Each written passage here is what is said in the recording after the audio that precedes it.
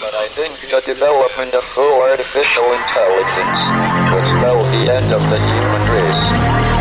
It's a flying object, and we don't know what it is. I would hope somebody is checking it out. I don't know whether rockets or whatever, but it could be fast, almost the direction. It was too fast to be an airplane. I'm glad the Pentagon is looking at this, because if it poses a threat, I want them on top.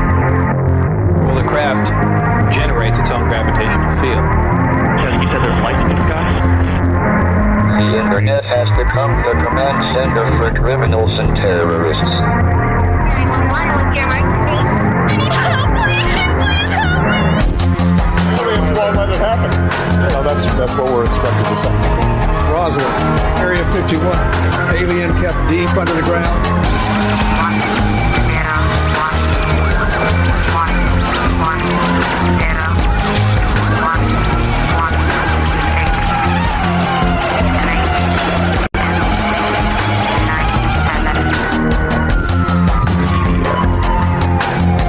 Doesn't have your best interest in mind. The government is self-serving. You're here for a reason. You're listening to Troubled Minds Radio.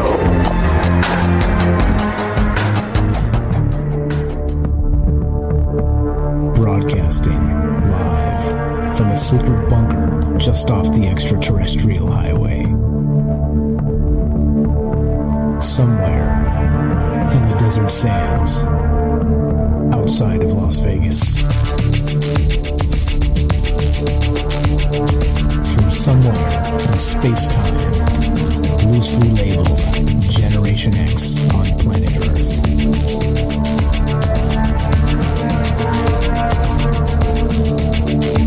And asking questions of you in earnest into the digital darkness. Good evening and welcome to Troubled Minds Radio.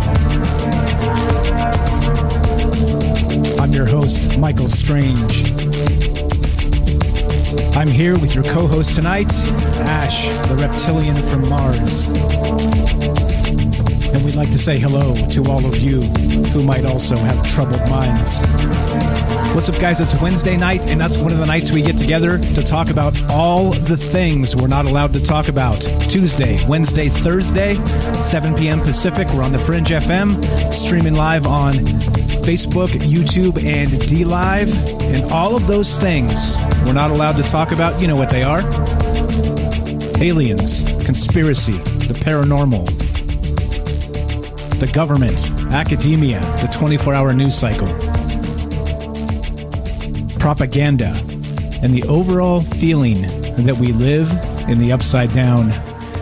This show is live, as I mentioned. If you want to be part of the show tonight at any point, give us a call at 702-957-1037. That's 702-957-1037. You can also join the Discord at troubledminds.org.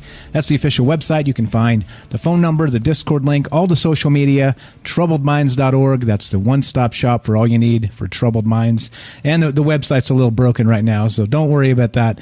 Nothing to see there. Don't worry about that little guy.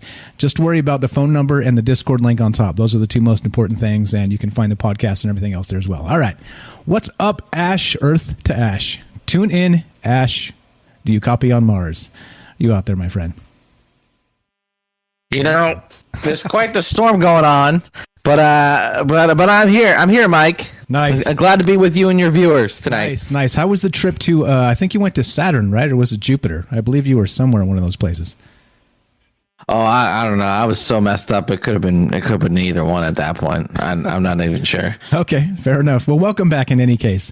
So tonight we have as James in the chat says, we're reading the chat, guys. Facebook, YouTube, D-Live. James in the chat says, interesting concept. What is that interesting concept? You want to start us out with the superpower blurb, and then we'll get rolling here? Yeah, I mean, today's modern culture is fascinated with superheroes and superpowers and all these kind of sort of fantastical ideas, Superman, Wolverine, all these characters, and Marvel's like if you don't have a Marvel movie, a superhero movie, you're not going to be like number one in the box office anymore, you know? But what if this is some sort of manifestation of something true, of maybe humans ourselves, you know, have been proven to show extraordinary powers in extraordinary circumstances. So we're going to be exploring that today. What does that mean? Is there more to being human? I don't know. Like there's so many stories, and we got some studies. We got a lot of things, interesting things to look at. So yeah, we're going to put on our red cape here and our spandex, and we're going to take a plunge into the superhero world, the superpowers of the average Joe, of the normal person.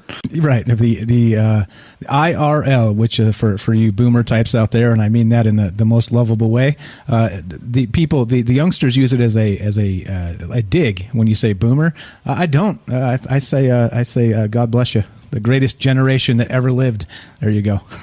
But if you don't get what we're talking about, and when I say IRL, it means in real life. So we're talking about superheroes that are actually more like superpowers, right? I think you can maybe, well, I guess red spandex and the big S on your chest is a little bit out there. We're not going to go that far, maybe, but kind of when you look into history and even modern history and ancient history, there seem to be tales of individuals that have actual superpowers, right?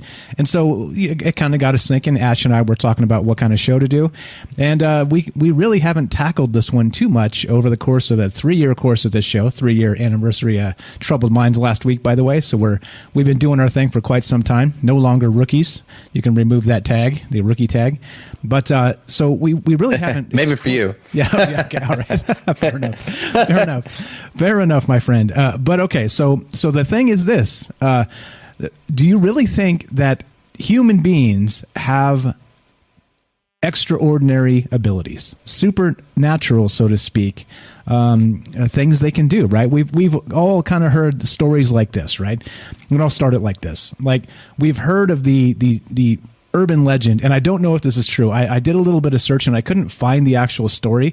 So this may be just a straight up urban legend, but we've all heard this one where there was a car accident and a mother was able to get out of the car, but her babies were trapped inside, and she kind of had some sort of adrenaline surge, or maybe powers from God, or whatever you want to call it, and she was able to lift the car up enough by herself to get in and save her babies, because it was a one of those critical moments of need, and it brought out powers in her that she didn't ever have before or after. It was just a in the moment situation where maybe she was able to tap into the power of her mind or our ancient DNA or whatever you want to call it, and she was able to pick up the car and kind of allow her babies to crawl out, or maybe open the door and get them out. Something like this. Have you heard that story before, Ash?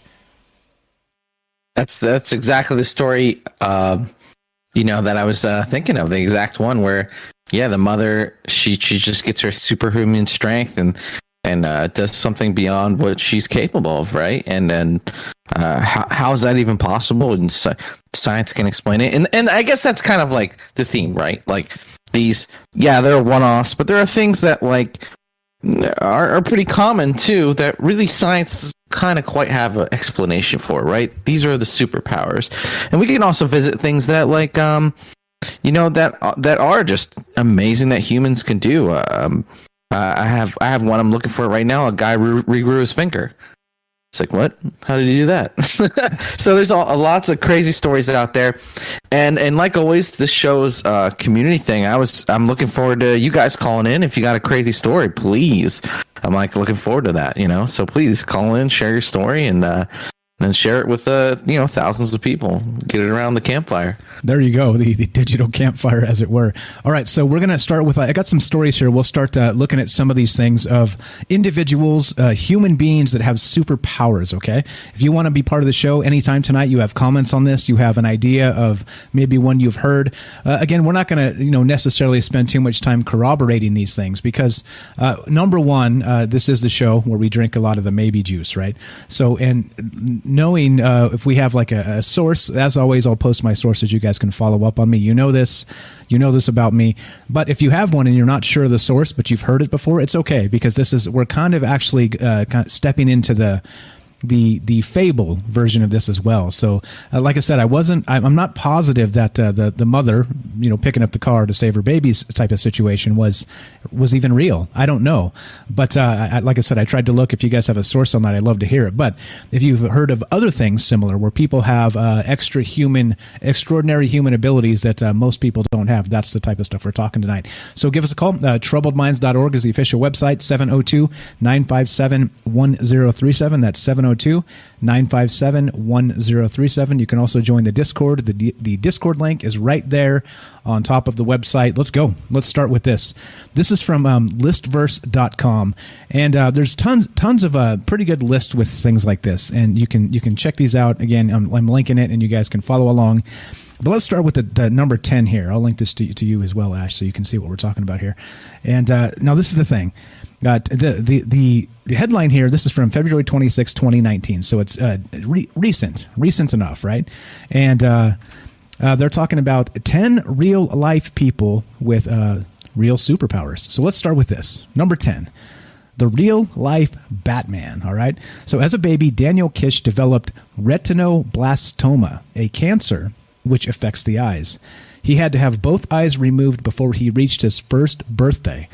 In order to navigate his environment, Kish developed his own echolocation system, using the same techniques that bats use to fly in the dark. In fact, he has been referred to as the real-life Batman. As he moved around, Kish would make clicking noises with his tongue. He realized that every surface had its own sound. He could recognize a tree, for example, because the trunk produces a different echo than the branches and the leaves. By listening to the echoes from his clicking, Daniel Kish is able to build a 3D image in his mind of the objects around him. It is thought that the clicking noises activate the visual functions of the brain, which enhance spatial and depth perceptions. Kish says that he can often find his way out of a concert hall quicker than a sighted person because he can identify the exit from a long distance away. If he is in a noisy place, he just increases the volume of his clicking sounds. There you go. One Daniel Kish that's blind and is able to actually, like a bat, click, click, click, click. And there's a video there of him doing it. It's not really great, so I'm not going to play it.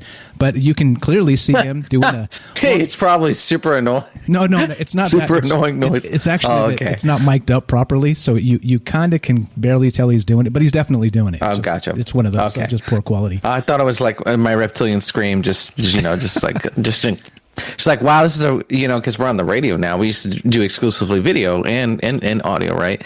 So we used to show more videos, and this doesn't sound like the good case of that. You just hear, yeah, exactly. Just like clicking, weird clicking. Weird clicking. But yeah, have you heard of that? Yeah. No, I mean, I actually, it's funny. I tried this the other day. I literally closed my eyes and I was just going like making stupid noises and I was like joking around with someone, but I could kind of tell. Like I just spun around like 10 times and was like, all right, can I tell like where the wall is? Right? There's one wall behind me. And I could subtly hear it. And when you close off your other senses, they say this, and this seems to be the case, is when you close off one sense, the other senses become heightened. And so this is kind of like the Daredevil, right? This is that Daredevil. He's blind and he uses echolocation to see. But it's crazy, when people lose their eyesight, what they're capable of hearing and doing. I'd be careful whispering around this guy, And I guess the Daredevil thing was like, can you take it to a level where it's superior to sight? And maybe with like enhancement, right? Maybe with we're coming into an age where genetics and technical enhancement is happening. It's literally happening. People are getting prosthetic limbs 3D printed, and I mingle with some pseudo elites, so I hear some rumors about some other things. And it's crazy, like what's kind of around the horizon, and what's going to be possible. It's funny, you know about that runner who lost their legs, and then they got those like fake legs. Yeah, the Blade. And then they were like Blade Runner. And then they, like he's not the only one. Yeah, but like someone like that. Like won a race, and then like, wait a minute, is this cheating? It's like they run faster, right? They're enhanced humans, so this is kind of right up that same alley. It's like, can this person do things that maybe you wouldn't be able to do with just your limited sight? So pretty cool story, cool one. Yeah, good stuff. So we'll get to Wim Hof is on this list as well. We'll get to him in the second half because he's kind of a longer story, but he's done some amazing things with just how he's able to kind of limit his own like body chemistry just through breathing techniques. We'll get to that. He's number 9 here, so I'm going to leave that for later, and we'll get to that.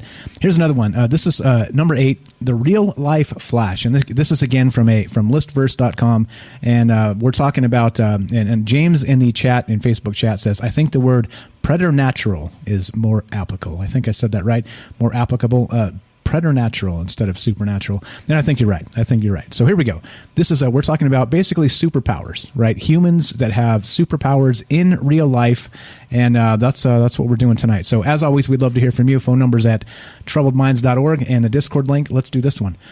So Dean Karnazes can run forever. He's one of the most remarkable endurance athletes on the planet. He once ran nonstop for 563 kilometers. That's 350 miles for you non-metric types. Over 3 days. He ran nonstop across Death Valley and even ran to the South Pole. Even among ultra-endurance athletes, Dean Karnazes is a superhuman. I probably said his name twice differently, but that's okay. You get what I'm saying here. Most runners are limited by their body's lactate threshold. The body breaks down glucose for energy, producing lactate as a byproduct. When you reach your lactate threshold, the body is no longer able to convert the lactate quickly enough, leading to an acid buildup to the muscles and a burning pain runners call hitting the wall. Running beyond your lactate threshold will lead to muscle fatigue, breathlessness, and a racing heart until eventually you collapse in a sweating, gasping heap. Dean Karnazes does not have a lactate threshold, which means that theoretically he can run forever. So he's never experienced any form of cramp or muscle ache, even during runs that last more than 160 kilometers, or that's 100 miles. The only thing that stops him is his need for sleep. And he has even sometimes experienced bouts of sleep running, where he was able to keep on moving while nodding off. Holy smokes. That's incredible.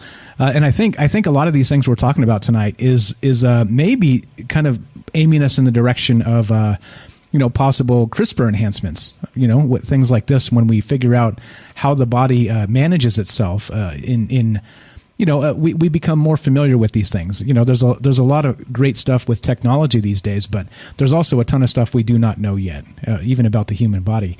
And so as we learn more of this, maybe we're going to be able to, CRISPR everybody up so they can, click, click, click like a bat and then super run like this guy. And then we'll all be superheroes, right?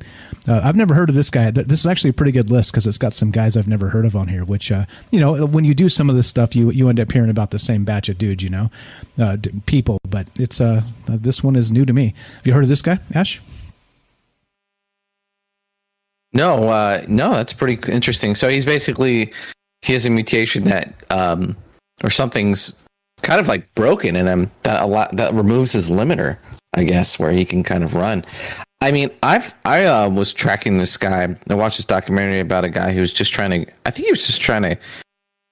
go pretty far, but like from Mexico all the way up to Canada, I believe, or something like that. I forget what the distance. And he struggled. He couldn't make it. It was really tough. So for this guy, he blows that guy out of the water. That's really insane. That is some superhero stuff. Yeah, exactly. Now imagine if he had the pole legs, Yeah, exactly. So, and I guess that's part of the problem too, right? So he can theoretically run forever, but then he's also limited by his ankles and his knees and, things like that. After so much abuse, you would expect that he's probably got some knee issues, right? Things like this. So, I mean, that's exactly what we're talking about here is if at some point, we're able to determine why he's able to be the way he is, we can basically remove that human limiter for endurance or other things, right? There's super strength. There's the guy clicking like a bat. There's tons of these things, but that's what we're talking about tonight, guys. We're doing superhuman powers, right? Basically, preternatural powers, people that can do things that normal humans cannot. And the question tonight is this: do you think that at some point, we have these abilities kind of locked into everybody. And since we use such a small portion of our brain in many capacities, that we're able to unlock some of these things, to maybe go back maybe inside ourselves, into our ancient DNA, and maybe unlock these things. Do you think this stuff is possible? I think that's really the question here tonight, and wondering what you guys think. So far, so good. We got a couple that we've read, and again, we started tonight with the fable, right? Again, I couldn't find anything to corroborate it, but the story, the what would you call it? The uncorroborated story. What's it called? It's on the tip of my tongue. But anyway, of the woman who had a car crash, had her babies in the car, and was able to lift the car up enough to save her babies. Right? We started with that. I could not find a corroboration, but we're looking to hear stories from you guys. Have you heard of people that have actual superpowers in some capacity? And we'll get to some really mind-bending stuff in the second half as we go, but we're going to kind of start with this and read a few of these stories and ask if you've heard of these guys, and then also, do you think that it's possible that maybe without CRISPR, or without the Blade Runner type legs or actual physical enhancements, what do you think, Ash? Do you think that it's possible that we're able to somehow kind of delve into the depths, the recesses of our mind, and be able to unlock things in our DNA that allows this stuff to happen? You think that's a possibility? So the question of a superpower, right? Like extraordinary power, it has so many different variables of what it could be. It could be just, walking into a room and sensing something's wrong. Danger, spider sense. That I've done that. I've personally done stuff like that before. But I think the commonality that we're kind of talking about is it's kind of like weird. It's like almost a little bit unexplainable, right? And who knows where this stuff comes from? You talked about CRISPR and genetic enhancements. If you look back through ancient civilizations and through the different religions and a catalog of human history, they talk about the gods, right? And the gods used to experiment with humans and make centaurs and make mermaids and all kinds of stuff, right? The giants, these are the kind of stories of old. And so we're coming up to a point where we're kind of becoming gods ourselves to some degree, where we can kind of like edit ourselves. And who's to say that whether it's some extraterrestrial force, meaning external, or maybe it was us, maybe we're an ancient civilization, maybe we are, maybe we're enhanced by a third party, maybe the government's like chemical spraying us. I mean, it could be a lot of different things, could be the kind of the catalyst. Maybe these are powers that we kind of gave ourselves when we were an ancient civilization on another planet, and we're just kind of remnants of that civilization. Who's to say? You can't really know, but we get these hints and these gleams of these mutations, these changes, these senses, these powers that kind of go beyond what they should, right? So, I mean, I have a few stories here. There's like a kid with cat eyes. There's Sumerian Kings who lived thousands of years. There's all these like weird, these weird things that are sort of unexplainable. And when science is exhausted, you kind of have to like step out of the box a little bit and kind of like look at this stuff, with an open mind. Perfect teaser for the second half. So tonight we're talking about superpowers, but not the ones from comic books or television. We're talking about real people with real abilities that defy explanation. And the question tonight for you is, do you think that everybody is capable of things like this if we can just unlock the power of our minds? That's the question tonight. And if you have heard of any of this stuff, if you have a good story to tell us regarding superpowers and people, real people, IRL people, as it were, give us a call, 702-957-1037. That's 702-957-1037. This is Troubled Minds. I'm Mike. This is Ash. Don't go anywhere. More superpowered people right after the break.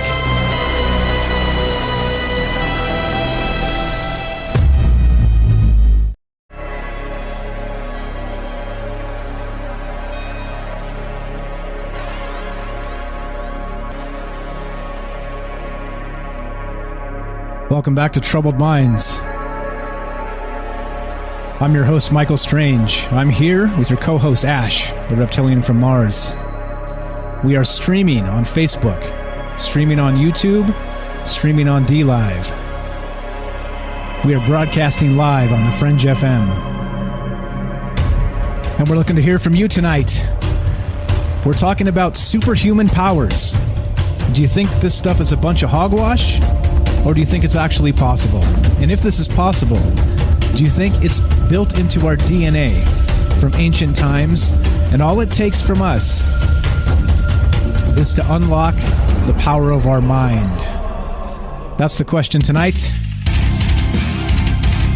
And we'd love to hear from you. One more time, the number to call, 702-957-1037. That's 702-957-1037. Go to troubledminds.org, the official website. Click the Discord link, and the phone number is right on top of the website. Welcome back, Ash. Are you there, buddy?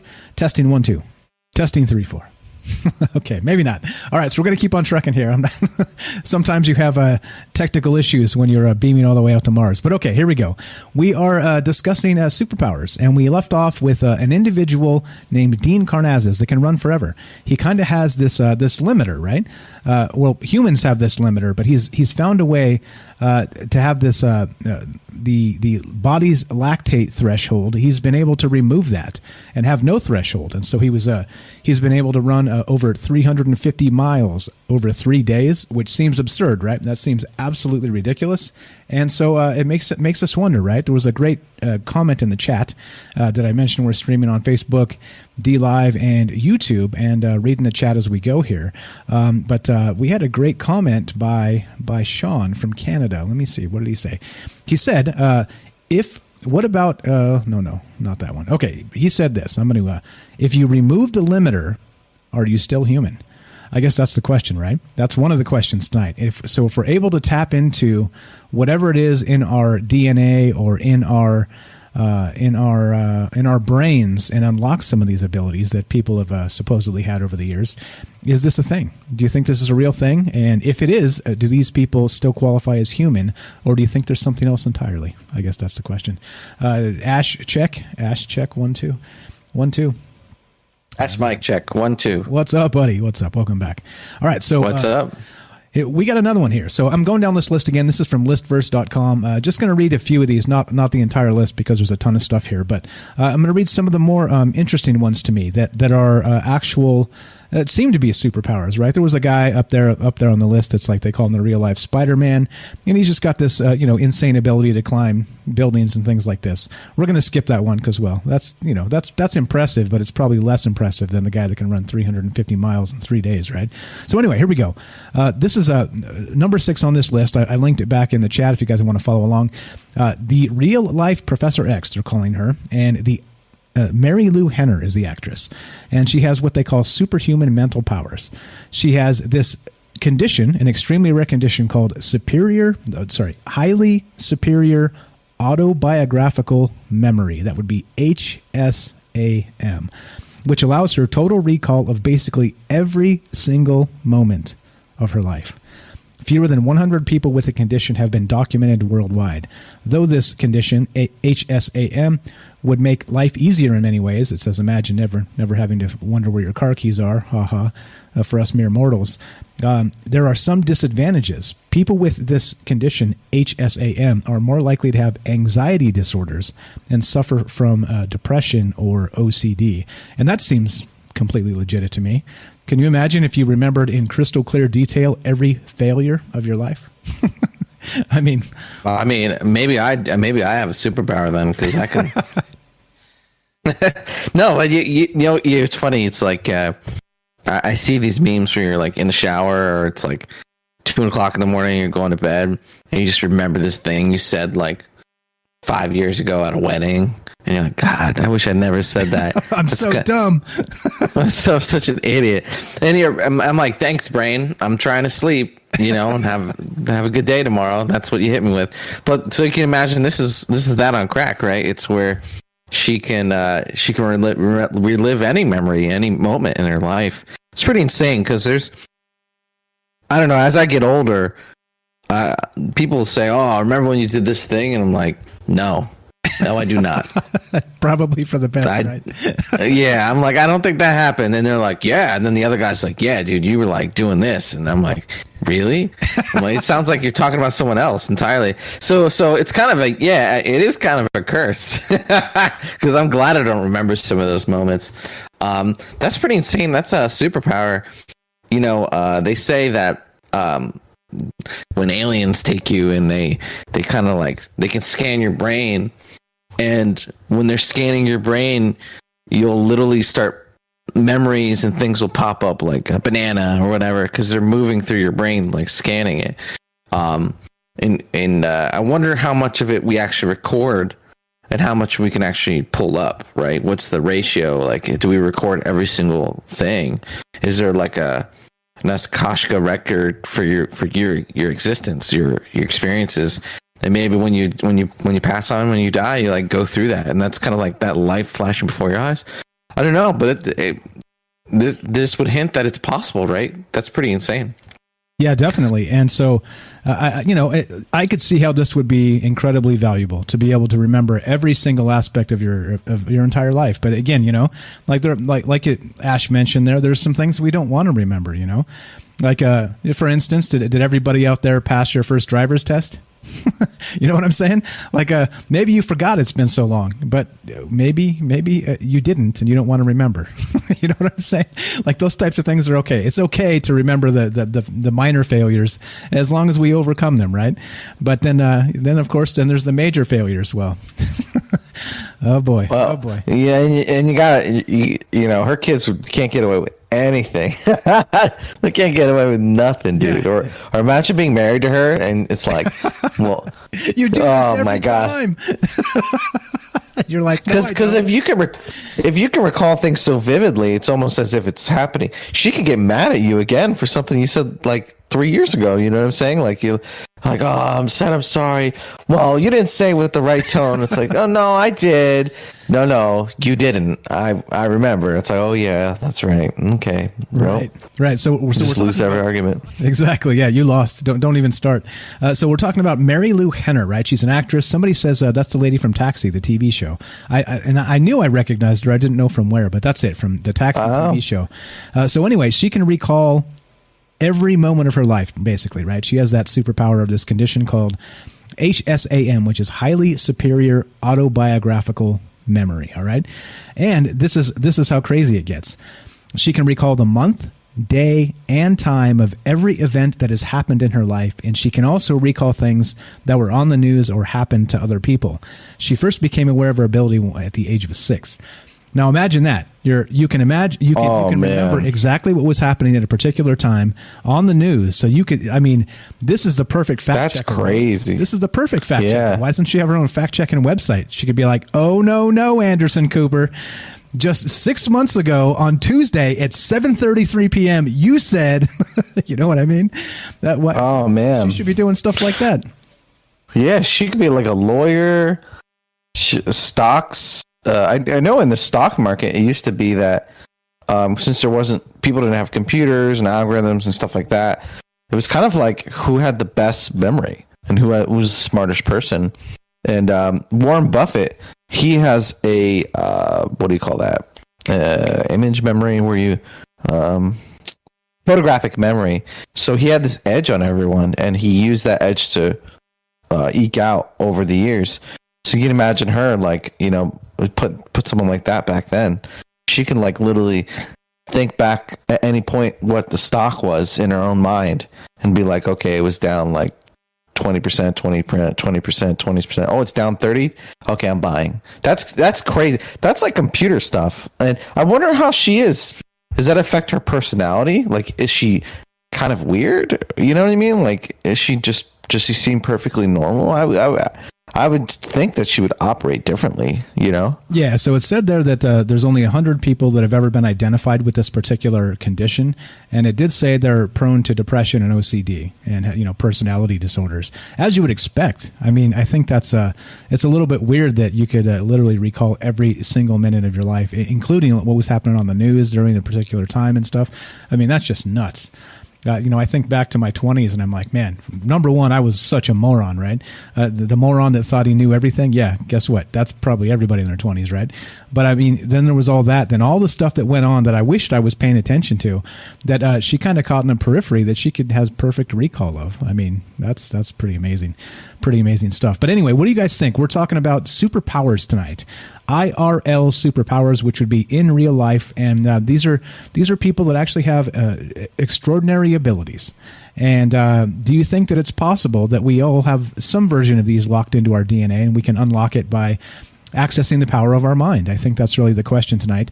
Do you think that stuff's possible? That's what's on deck tonight. We're going to get into some more of these stories. You got some you're going to talk about in a sec, right, Ash? Yeah, I got some stuff. Okay, cool. We'll get to that just a sec here. So if you want to be part of the show tonight, we're looking to hear from you. If you can hear me right now, I'm speaking to you. Pick up the phone and dial this phone number, 702-957-1037. That's 702-957-1037. That phone number is persistent, by the way. So if you're listening to this on an archive on a YouTube or on the podcast or something, and you have a thought about this, go ahead and call and leave a message, and we'll play it on a future show. We can time travel like that, right? We've got the time travel ability to recall when you called in the past and apply it to the future, right? So we do have a phone call coming in. We need more, though. We want to hear from you guys. Do you think this stuff is possible? And do you think that humans are kind of maybe limiting ourselves in some capacity? That the status quo is, this is what we are. We're these bags of meat that are susceptible to all these terrible things. But are we able to, through the power of our mind, maybe overcome these things? I think that's really part of the thing tonight. We were Ash and I were talking about this last night. We're like, let's do something reasonably positive. So here we go. Here we go. Welcome to Positive Troubled Minds. So that's the question tonight. 702-957-1037, and let's go to this is Rohan in the United Kingdom. Welcome to the show, my friend. You're on with Mike and Ash. How are you doing tonight? Hey, buddy, I'm doing fine. How are you guys? You okay? Doing good. Go right ahead. What do you think about all this superpower stuff? Yeah, man, I'm down with all this stuff. I've kind of in a way, I've studied it by stumbling into it, all of this kind of thing. And I've come across a whole bunch of stuff that kind of ties it all in together. And basically, I've concluded it's all about learning. We've got an operating system. And this new technique that's been honed for thousands of years in various ways. People have just tried it. You know what I mean? We've been around for a long time, and people have just wrote down the stuff that's worked. And I've noticed that there's a Hindu Vedic, who is the youngest ever Hindu Vedic, called Paramahamsa Nithyananda. He's also known as Nithyananda Sangha.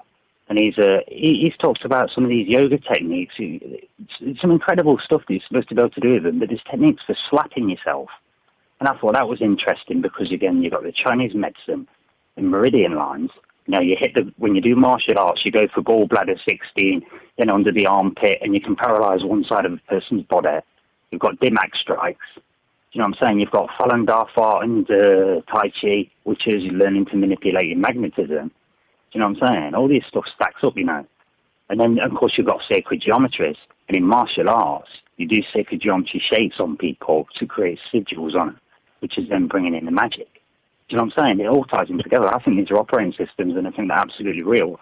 And breathing techniques is one of the main things, I think. And breath is life. All right? Yeah, so we're going to get to Wim Hof in a little bit here in the second half of the show, but he's incredible. You actually brought him up last time you called, I believe. And, are we able to maybe regulate our immune systems or our body or our memories or, with these ancient techniques? Maybe they're ancient, maybe they're not. But I think you bring up a good point that there's a lot of old texts that have been out there that describe these things in detail, like different religious principles and living your life particular ways, like the Buddhist way and some other things. I mean, it goes on and on and on and on. And it seems like they say a life hack is, how to iron your clothes super fast or something. But what about a life hack where you can actually hack your biological self into doing extraordinary things? Pretty crazy stuff. Go ahead. So precisely. I mean, we look at mindfulness meditation. If you've got mindfulness, if you've got control of your mind, look how many people have pushed it through the years. You're responsible for your thoughts, man, for your whole. How many people have said it? Now think about it. If you get control of your mind, get control of your emotions because you've got control of your body chemistry. And if you've got control of your body chemistry, you can go as deep as you like down to your genes, you know. And there's even an ancient language. It's known as the Bok Saga, where there was 23 frequency-tuned words that they used to teach the children in this rich family. Up until the age of 7, they teach all 23 words, and they have an initiation at the age of 7, and they get one word that they've got to repeat like a mantra all the time. And these 23 words are supposed to create superconductivity in the neural pathways for different aspects of the mind. So you've got these kids that are learning these 23, they're doing it with the brain directly, the stuff we're talking about with the body, using frequency. Do you know what I'm saying? It's like, it makes us look like Neo in the Matrix, you know what I'm saying? Yeah, so maybe it is hacking not just our biological cells, but the system itself. Maybe we're able to kind of hack into like you said, the electromagnetics. That is good stuff there, man. Definitely good stuff. Do you have any particular stories of individuals that can do amazing things you want to share real quick while we got you on the phone? I can, but I don't tell people this. Yeah, I've done stuff. We can all do it. So I've tried it. I've learned stuff by chance, like I say. So I'll tell you a story. I don't tell people this, because it sounds like showing off. But I've done it.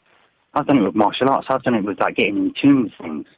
So I did it by learning animism, learning tiger style, like a Sumerian tiger style. You get on the ground like a tiger. You study tigers. You watch how they move. You pretend to be one. And if you do it, if you pretend to be an animal, and you're interested in it, and do it long enough, it's like it prepares the vessel. And so you can practice, and in sportsmen they get in the zone. You can get in the zone with it, and you get extra. You can jump further. Literally, you can jump further. You can do. So this crouching tiger stuff. You start to get a hint that it might be kind of real, and then you see placebo effects happening with pharmacology, and you think it gives you a glimpse. You know what I'm saying? It's like you see a glimpse of the code in the Matrix. And one time I went out, I felt the urge to go outside and train, and it was night time. It's not unusual for me to train in the dark, so people don't see. You know. And one time I decided to go out with all my training weapons. I told myself up, went out there, I thought I'm just going to do it, I'm going to get in there. I told myself up with every training weapon I had about 12 weapons on me. And I just went out as normal, imagine getting disarmed and then, carrying on. And I did this fight scene with myself for a bit, did a bit of training. And when I finished, my last one was to flip this dagger over my wrist. And it hit the ground, and it did the movie, doing in the frozen ground. And I looked around and I had a perfect circle of weapons all the way around me. Do you know what I mean? Like a clock. Do you know what I'm saying? Wow. So I thought, well, holy smokes. That means you've done it right. Do you know what I mean? I thought, wow, that's crazy. I've tried remote viewing as well, and it works. Do you know what I mean? It's scary. It's scary if you're a responsible, intelligent person and you're doing this for real. It's kind of scary. But I know, at least for me, I know it works. So that's why I'm passionate about it. You know what I'm saying? Yeah, definitely. That's and you're not the only one. There's a lot of people that talk about actual remote viewing. We may even get into that in the second half of this show. So hey, we got a call behind you, so we're going to go. I appreciate the call. This is Rohan from the UK. Right. You can find him on the Fringe FM chat. Thanks for listening, man. Thanks for the call. Talk to you soon. Cheers. Thank you. Thanks, man. Thanks for calling. Thanks for being on the show. Any take on that, Ash? Before we take Beechwood next. Yeah, it's crazy. What resonated with me is, if you're a smart person and you play with the stuff and you get some results, you're like, huh? Because it's almost disturbing because the ramifications of that, right? If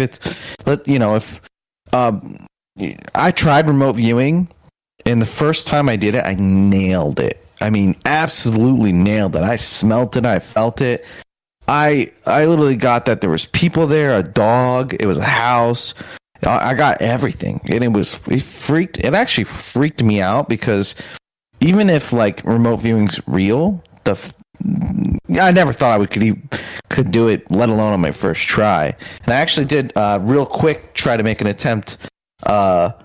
I'd like to do one every week if possible, where Mike picks a target and I give it a shot, and just take it, we together we see, if we can get some real results. I don't know, but anyway, it's kind of freaky because there's ramifications to that. There's what is reality? What does that mean?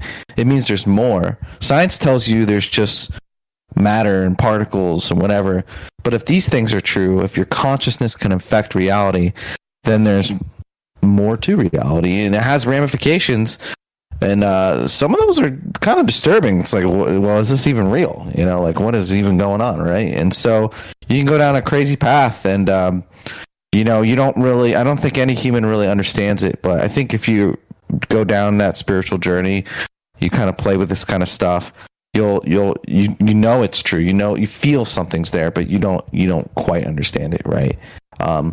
So yeah, great story. I love it. I love the stories. Keep calm. I got all this stuff here we can talk about. Each thing is a show, and it's like I'm trying to like all these things are exciting. Like these are really exciting, interesting things. You know, these the power of humans and what we're capable of, and I think that we're coming into an era where, like, you know, whether it's through technology or you know, studying ourselves, genetics, or exploring ancient knowledge, or whatever it is, we're coming into an era where humans are our capabilities, our powers are going to just grow. It's going to be insane. I mean, I think it's just over the next 10 years, you're going to start seeing. 5 years from now, you'll start seeing stuff. 10 years from now, it'll be normal. Isn't that? That's my guess. Hopefully, I'm with you. I hope that the monkey's playing Pong, Mike. The monkey's good at it. He was good at it. Did you? He wasn't just playing, bro. He was good at it. He would beat me. Okay, he was good at it. He was awesome. He didn't miss. I was watching him for like 2 minutes. Yeah, that's crazy. Anyway, sorry. Yeah, you're good. All right, so we got Beechwood on the line, but I'm gonna hold you over after the break, Beechwood. I don't want to cheat you and start the call and have to go to a break. So hang tight. We'll get to you as soon as we come back after the top of the hour here. But if you guys want to be on the show, we're talking about superhuman powers, right? And have you heard of any of these things? Do you believe this stuff is true? Do you think it's media hype? Do you think it's any of that stuff? This is all within the purview of our show. This is why we talk about these things. If you believe it or you don't believe it, that's all good. That's fine and well. And that's why we look at these things, because some of this may be real, some of it may not be. And here we are, just mere mortals trying to figure these things out by having a good conversation. So as a part of that, we have an open line for you. And if you want to be part of the show, just like Rohan, thank you for the call, Rohan, kicking us off tonight. You can queue up after Beechwood, who's going to be next when we come back. But just give us a call at 702-957-1037, talking about superpowers tonight. Humans and their ability to do extraordinary things. Do you think this is something that's built into our DNA from the days of old, or do you think that this is something that's fake, something that's media hype and all the rest of the things we always talk about, fables as they were? I don't know. If I knew the answer, it'd be a quick show. We'd just read the answers and we'd end. But, well, we don't do that. We ask the questions. We're in the question business. So if you want to be part of it, 702-957-1037. Do you think human superpowers are real? And do you think it's possible to unlock them for regular people like us? You're listening to Troubled Minds. I'm Michael Strange. I'm here with Ash. And we're looking to hear from you tonight. Is all this stuff possible? Or is it all just a bunch of BS from a hyper-reality BS media? That's the question. Don't go anywhere. This is Troubled Minds, 702-957-1037. More superhuman powers after the break. Be right back.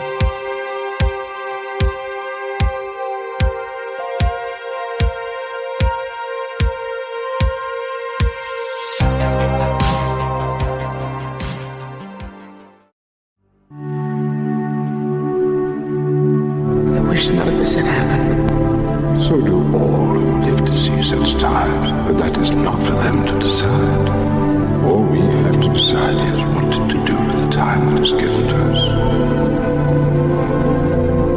There are other forces at work in this world, Frodo, besides the will of evil. Bilbo was meant to find the ring, in which case you also were meant to have it.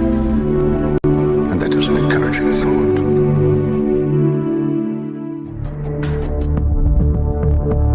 Broadcasting live from a secret bunker just off the extraterrestrial highway. Somewhere in the desert sands outside of Las Vegas. From somewhere in space-time, loosely labeled Generation X on planet Earth.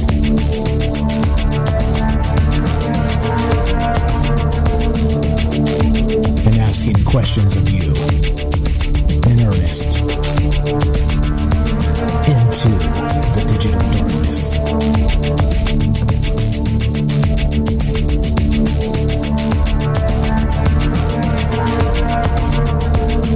Good evening and welcome to Troubled Minds Radio. I'm your host, Michael Strange. I'm here with your co-host, Ash, the reptilian from Mars, and we'd like to say hello to all of you who might also have troubled minds. What's up, guys? It's Wednesday night, and this show is live. If you want to be part of the show tonight, the number to call is 702-957-1037. That's 702-957-1037. This is the show where we talk about all the things we're not allowed to talk about.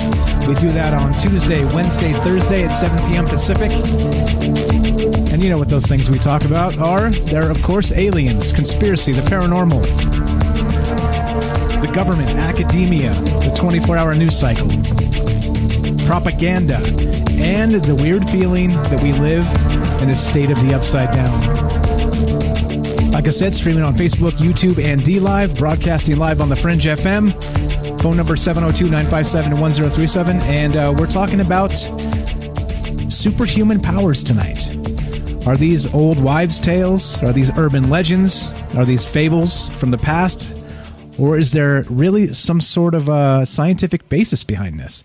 And if there is, do you think that we still have the ability to unlock them with our brain that we don't really use? Or is it built into our DNA? Or who knows, all kinds of things. That's the conversation tonight. But let's welcome Ash to the show. Earth to Mars. 1, 2, Ash, do you copy? Testing. Live shows, broadcasts to Mars. It's really difficult sometimes. You know what I'm saying? I am here. Hello, viewership and humans. Thank you for joining us today on our broadcast. Yes. Today we're talking about extraordinary humans and different abilities. And I'm here with Michael Strange. Oh, wait, you did all that. Sorry. I did all that. I did all that. Yeah, we're good. All right, we're good. So let's... No. Go ahead. Oh no, it's great to be here, and looking forward to more calls. Guys, call in. Let's talk about this stuff. And it's kind of weird, right? This is a weird topic. It's pretty open ended. We could go down any pit and stay there forever, you know. So, but in general, what do you guys think? Do you think there's more to it? Do you think there's more to kind of the human frame, the human thing? There's a couple theories I have here too about possible explanations we could gloss over. I've got some examples, some stories, some let's do that right after the phone call. We got a phone call waiting here. We'll do that right for after. Sure. So again, you teased that and we never got to it, so we're going to get to it, I promise. After this phone call, awesome. We're getting into that. Let's go. This is Beechwood in Massachusetts. Welcome to the show. You're on with Mike and Ash. What's on your mind tonight? Hello. Nothing much. It's a great topic. It's a well-rounded topic, but it's like one of those Venn diagrams. But initially, I was going to call in and use my superpower and implant a false memory in your mind about robo-dogs. Don't do that. But, Please don't do that. I changed my mind. But I've witnessed some incredible things with human beings and what it's capable of. I've heard everybody on the list so far. The guy Wim, he's amazing. I kind of know a lot about him, and he's like the real deal. Science can't prove why he's capable of what he's capable of. And then there's some other people that are probably going to be on the list that I'm not going to bring up, but I'll let you bring them up later. But I know them all. But I was going to talk about what I've experienced and what I've witnessed. And, what you brought up about the mother lifting up the car in the beginning, that's true. The human body it's a balance between mental and physical. And with the physical, biological body, I myself have experienced, the conditioning of it, because I was into the martial arts, and you learn to take pain and condition your body, but part of it is also your physical body, and how, and you see that how it processes the stuff you eat, when you're in shape and out of shape, when you're in real good shape, when you drink the protein shake, you actually feel it rather than just run it through your body. But I've seen, what the mind is capable of in relation with the body is there is a part that you can unlock. And, part of it is through, meditation and conditioning, and then part of it is not explained. And one of the things I witnessed that, I'm sure you could get a lot of stories about. I've been in a mental health facility, and I was 25 at the time when I went in. And prior to that, when I was 19, I had a job doing electrical work and door work, keyless card readers and actual doors. And we went to a hospital that was a psych ward, and there was a kid there, and he had to be maybe 5'9", 5'10", 150 pounds, and this kid busted through a door that was, they're like these solid, like 2-inch laminated wooden doors. It's like a 2-inch piece of plywood. They weigh like 180 pounds. They're like 4 feet wide, 6 feet high, and they're diesel. You can't break them. This kid busted right through it. And it was because he was at an elevated state of mind. He did have mental illness, but when you looked at his physical body and what he did, it's amazing. And then you talk to people that work in that field, and they see that stuff all the time. Like someone that weighs 150 pounds just throwing people around because they're at such an elevated state of consciousness. They have the adrenaline flowing. So the human body is capable of that. Whether you control it is a different story or not. And then, with Wim, I remember when I was a kid, there's these monks. I saw a show on it, and they kind of do what he does. And they can sit out. They showed the demonstration. They take these cold sheets and they wrap them around their body, and it's all ice around, and they start meditating, and they start like rocking and breathing, and then the sheets start steaming, and they dry them, and they say it's meditation that you can, through the mind, like actually access the hypothalamus and control, your body functions, those automatic body functions that you don't have control over. But they also said it's very dangerous too, because they said you can make yourself sick if you don't know what you're doing and you were to try it. So I don't know if that's to scare you or to deter you from what your body's capable of. And I just think it's such a weird coincidence is that these kind of are like comic book powers. I know we're not talking about comic books, but comic book stories are old. Like they've actually been around for a while, and they talk about everything from the multiverse, parallel dimensions, time travel, and some of the stuff that like these fiction writers wrote is coming true. And then we see small examples of superhuman capabilities in the real world. We see super intelligence too. You can point it out. We see super manipulation. A lot of people are capable at very specific things very well. But that's my little piece of the pie. I appreciate it, my man. Good stuff as always. This is Beechwood from Massachusetts, guys. We're going to keep on rolling because we got to get into Wim Hof, which I'm sure you know a lot about. If you want to call back in the third hour, you're definitely welcome. Thanks, Beechwood. We'll talk to you soon. Okay. Have a great night. All right. Thanks, my friend. Thanks, man. There you go. If you guys want to be part of the show, 702-957-1037. Good stuff there. And that's exactly what we're talking about tonight. Are these things possible? And go ahead and respond to that, Ash, and then take us into your stuff you got prepared for tonight. Sure. Yeah, that was a fantastic call. He touched on a lot of things, and he kind of like glossed over quickly and kind of just like brought them up. It was a great call, and he made a great point. There's a book, a movie called Unbreakable, and in that movie, there's humans start suddenly gaining superpowers and across the world, and that's kind of like a wave of this happening. And the antagonist in that movie believes that comic books are an ancient form, a story form of like of keeping tabs on these things that have happened throughout history. These, the stories of Hercules and different things like that, and that it's a manifestation. And that's a fun idea, right? But are we remembering something? It's a lot of times these inspirations, they don't come from the person. And a lot of people who have ideas for movies, for inventions, they say it came from something else. It just came through them. What is that? Is that some sort of presence? Is that some sort of acoustic record that we kind of all have in our genetic memory? Is it?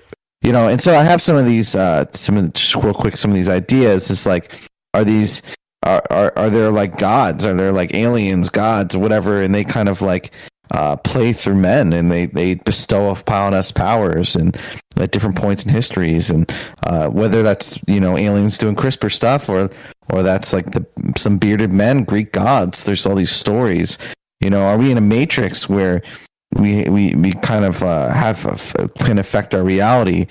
Or there's one theory that I actually have never heard of before until recently, where it's called an ISBE, which means BE means biological entity, and if that sounds familiar, that's kind of like what aliens are, the new term for them, which isn't exactly relevant to this. This is biological entities, just the term for something alive, and then is your soul, and that if you're a soul inside of your body, your soul has somewhat limitations and powers, and your body has limitations and powers, and you're kind of like in your own mech suit per se.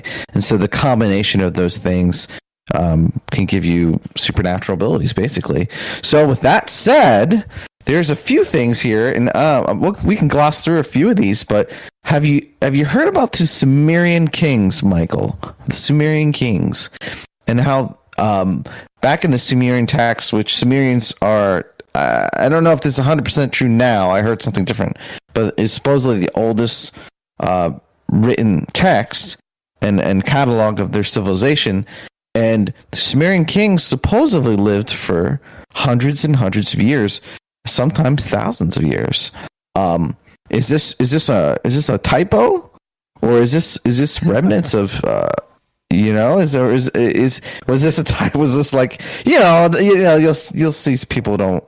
Zacharias stitching is controversial, supposedly, and all this kind of stuff. But maybe this is something. Maybe this is remnants of what we used to be, or whatever. My friend said the other day, like, there's this theory that we used to live longer at some point in our history, because of all the natural stuff. And I don't know, but the Sumerian Kings, that's one like example of potential superpower. And I know a few of you guys out there who are listening now or love that stuff and are into that, and you can probably school us on that.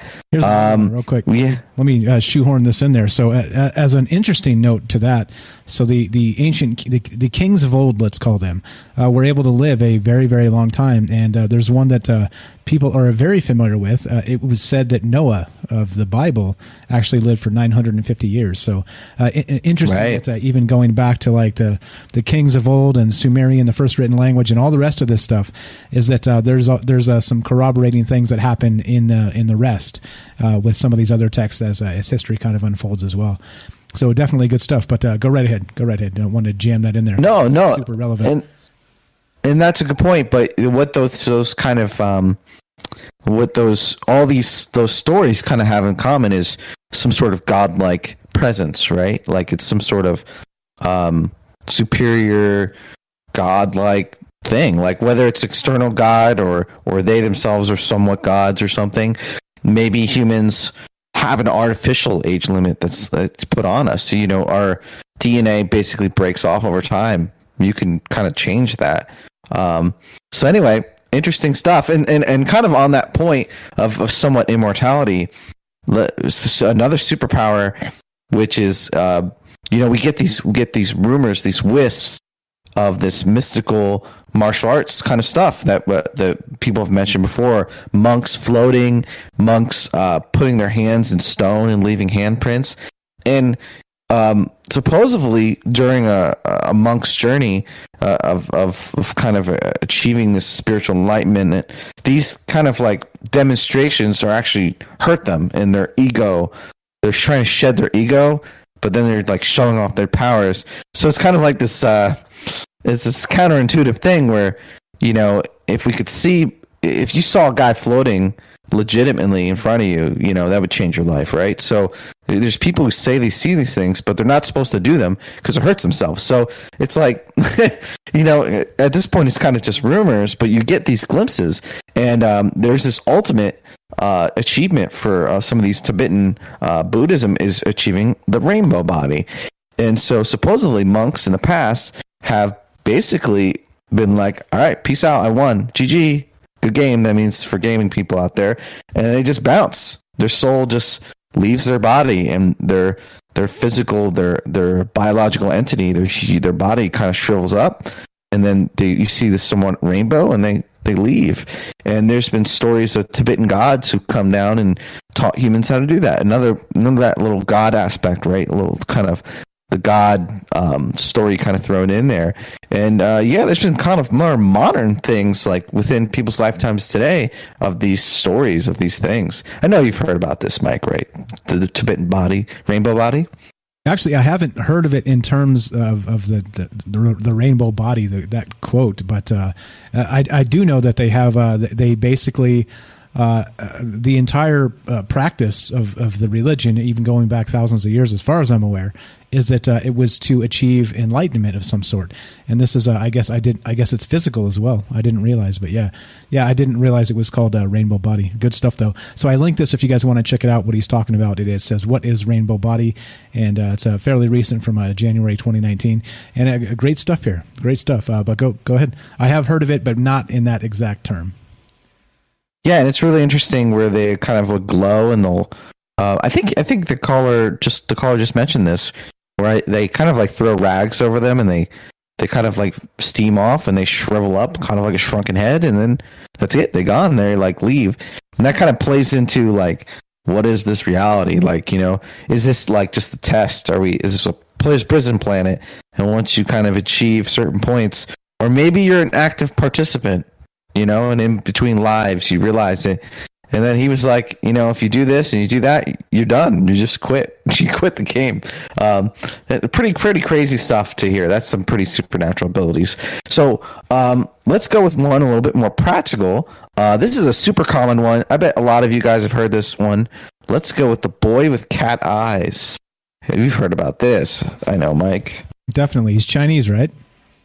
Yes, he is. Yes. Which makes it look more unusual per se. You usually Chinese people have very dominant genes, right? So through their gene pool, they have a lot of dominant genes, and so to see variance is kind of weird, And so to see this sort of variance is a very special. This little boy, this is real too. This is not like. They sent investigators there. He's this little boy in China that can. He has these strange eyes. They're like bright blue. And if you actually show a light at him, it reflects back just like a cat. And so I was reading this article, and they're saying that this mutation shouldn't exist. Mutations like this basically come over like generations of time. It's like, selective breeding by nature, right? But that takes generations. So this shouldn't be the case. And so they were testing this kid's eyesight. And so even if it's cosmetic, it shouldn't be practical. It doesn't make any sense that it would actually work like a cat's eyes. So they had this kid fill out a form while he was in the darkness, and he was able to do it. He was able to fill out the whole form. And they're like, what the heck? And I think that they weren't really able to really study him like completely, but there's enough there that's like, what the heck? And you can see it for yourselves. And this isn't like, you know, like some YouTube, TikTok channel. This is like in a village somewhere randomly in China. So, pretty amazing story, pretty interesting. If you guys haven't seen it, check it out. Look up the video. Yeah, it's China's cat-eyed boy. And he has night vision. He has night vision, exactly. So we actually did this, I think, a year ago. We kind of talked about this when the article hit. But this is actually an old one. So just like Ash said, this is not TikTok, right? This is not somebody faking some things. This was published on Live Science. So there it is, like actual science. You know, wink, wink. You know what I'm saying? Follow the science, as they say. But this is an old one, January 31st, 2012. But I wonder what happened to this guy. I think. I wonder if we should be able to look up and find out, you know, so you figure he's a grown man now at some point, and if this is something he grew out of or whatever else. But yeah, so you can see the article is up. I've linked it, and you guys can check out the color of this young man's eyes. And they say that he has sky blue eyes, but when you shine the light in him, they flash that neon green like a cat would. It reflects the light back, like Ash was saying there. And then also he has the ability to see in the dark, which is crazy stuff. But anyway, that's what we're talking about tonight, guys. We're talking about humans with extraordinary abilities. And the question I have about this is, you know, we always talk about CRISPR and transhumanism and Neuralinks and, you know, electrodes in your brain and all the rest of this stuff. But do you think these extraordinary abilities, do you think we're able to unlock them through meditation, let's say, or through these ancient texts that say that kind of maybe paint the way? Is this something that we've completely forgotten and maybe has been washed out in a world of mass media where they don't want us to believe these things anymore? Maybe this is possible. And in the old days, they figured out how to hack the system, right? Maybe the physical system, maybe the system we live in. But now, for some reason, right, you notice how you talk about holistic medicine and you're taken down off the internet. You know, things like this. It's like you're not allowed. Like some of this knowledge is just not allowed anymore. So that's what we're talking about tonight. And if you want to be a part of the show, we'd love to have you. We're doing this live to include you. If you have a story about this, or you think that we have the ability to maybe tap into our DNA somehow and become superhuman-like with abilities, whatever else, we'd love to hear from you. Phone number to call is 702-957-1037. That's 702-957-1037. This is Troubled Minds. I'm Mike. I'm here with Ash. We're talking about extraordinary abilities by human beings. Don't go anywhere. More. We'll get to Wim Hof after the break.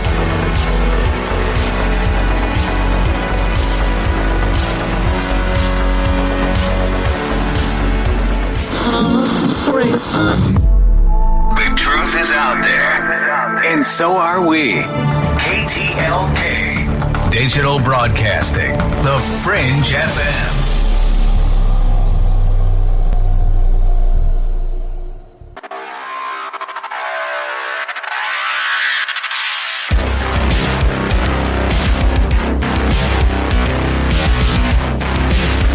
Welcome back to Troubled Minds. I'm your host, Michael Strange. I'm here with Ash, your co-host, and we're talking about humans with super abilities. Have you heard of this? Do you think this is possible? Love to hear from you tonight. 702-957-1037. That's 702-957-1037. We're taking your calls. You can join the Discord. Troubledminds.org is the official website. Phone number and the Discord is there. And we're broadcasting live on the Fringe FM, streaming live on YouTube, Facebook, and DLive. And we're talking about all this crazy stuff that we want to hear from you and what all this stuff means. So give us a call and let's continue. Let's keep on trucking, talking about the weird stuff in the world. And tonight, oops, that's what happens when you push the wrong button. Don't do that. Push the right button. There we go. I'm fumble fingers tonight. All right, welcome back, Ash. How you doing, buddy? Testing 1, 2. Earth to Mars. Earth to Mars. Do you copy? Hello, humans. I'm still here. Nice. Can't get rid of me that easy. Well, wait till we get the Russian hacks. They won't get rid of you. All right. I think we have. We might have John here in the Discord. I didn't check. He's been waiting a little bit. Let's Let's go. Yeah. No, John left. Okay, we'll wait for Jay. John took off. We'll get Jay in a little bit. He's going to wait for the third hour. All right. So anyway, we're looking to hear from you guys. We're talking about these interesting instances of people that are able to do extraordinary things. Right. We've got one guy that kind of didn't have a limiter when it comes to running, and he's able to run. He ran 350 miles in 3 days. Okay, like it's some sort of biological function that his limiter is broken, and so as a result, he doesn't have the recovery time of regular human beings. We talked about the young man in China that had the cat eyes that are basically like this beautiful shade of blue, and when you shine a flashlight in them, they reflect back, and he's actually able to see in the dark. Which again brings up some other interesting questions about China, in my opinion. But we'll just roll with that and call that natural at this point. But you see the point here. We kind of started with the old the fable of that the woman having the car crash and having to free her babies somehow, and was able to pick up the car through like an adrenaline rush or a state of need and emergency, and the rest of this stuff. Like, what's actually happening? Is this something our body is capable of all the time? Or is this just something we can turn on in a pinch, and we just don't have any idea how to turn it back on after these terrible moments kind of come and go? That's really the question tonight, what we're talking about. Do you have a little bit more there you want to talk about, Ash, before we get into Wim Hof? Sure. Yeah, I'll talk. There's some interesting comments. William mentioned, what if Elon Musk's Neuralink can break a person's limiter? It's kind of like, I was really against the microchip brain thing. Kind of like, I'm just not into messing with my body too much. Natural selection is kind of godness to this point, and so I kind of let it rock. And if I'm not going to make it, I'm not going to make it. It's kind of like my genes suck. They suck. That's it. I'm going to do my best to eat healthy and whatever. But he made a good argument that you're already a cyborg with these phones. And, you can do so much with them, math, whatever you want. You're just putting it into your brain. And we'll do it. We should do an episode. I'd love to do that where we talk about all that. But it's a pretty crazy thing, like what's possible. Hi, Bruce from Porto Nuevo. I think I said that okay. Mike, Ash, talk about the frogs. Well, they're turning gay. What can I say? Damn it, Ash. What can I say? Yeah, they are turning gay. Man. Come on, man. It was true. It was man. ridiculous the way he framed it, but I looked into it. It was true. I was like, okay. I mean, I guess they are, but like, why are you yelling at me like this? Anyway, Alex has been drunk for like the last 2 years, dude. Like every interview I see him on, he's wasted, but he's hilarious. He's so funny. And then the last thing I saw in the comments was the Chinese seeing the dark. Maybe the government, the government's doing some super soldier projects, right? And so when these super soldiers are done, where are they gonna go? They're gonna go back into, you know what I'm saying? They're gonna go back into society. Maybe that's where some of this stuff's coming from. So who knows? I know China's doing some crazy stuff with that right now, and we could say that's immoral or not, but if it gives them the edge, then they win. Then they could set the morals. Yeah, so that's kind of like the thing to watch out for. So I have a few other things. I have some psychic stuff, remote viewing stuff. That's kind of like its own category. I don't know if you want to crack that open. I do have a story where a man regrows his finger. Just glossing over real quick. He lost his finger to some horses. That's what I don't mess with horses. I'm deathly afraid of horses. Everyone laughs, but you can laugh, but you put me in a room with a horse, you're gonna see someone scared for their freaking life, dude. I will not mess with a horse, and they're like nightmares, bro. There's just scare the living heck out of me. But anyway, this man horse paralyzed Superman. Okay, so a horse took out Superman. So that's all you need to know. But this guy loses his fingers, and they use pig stem cells. This is an old story, but he regrew his fingers. He was able to regrow them. So we have the capability to regrow limbs, lost things. And he says that he has to trim his new fingers more often because his fingernails grow back faster because they're younger.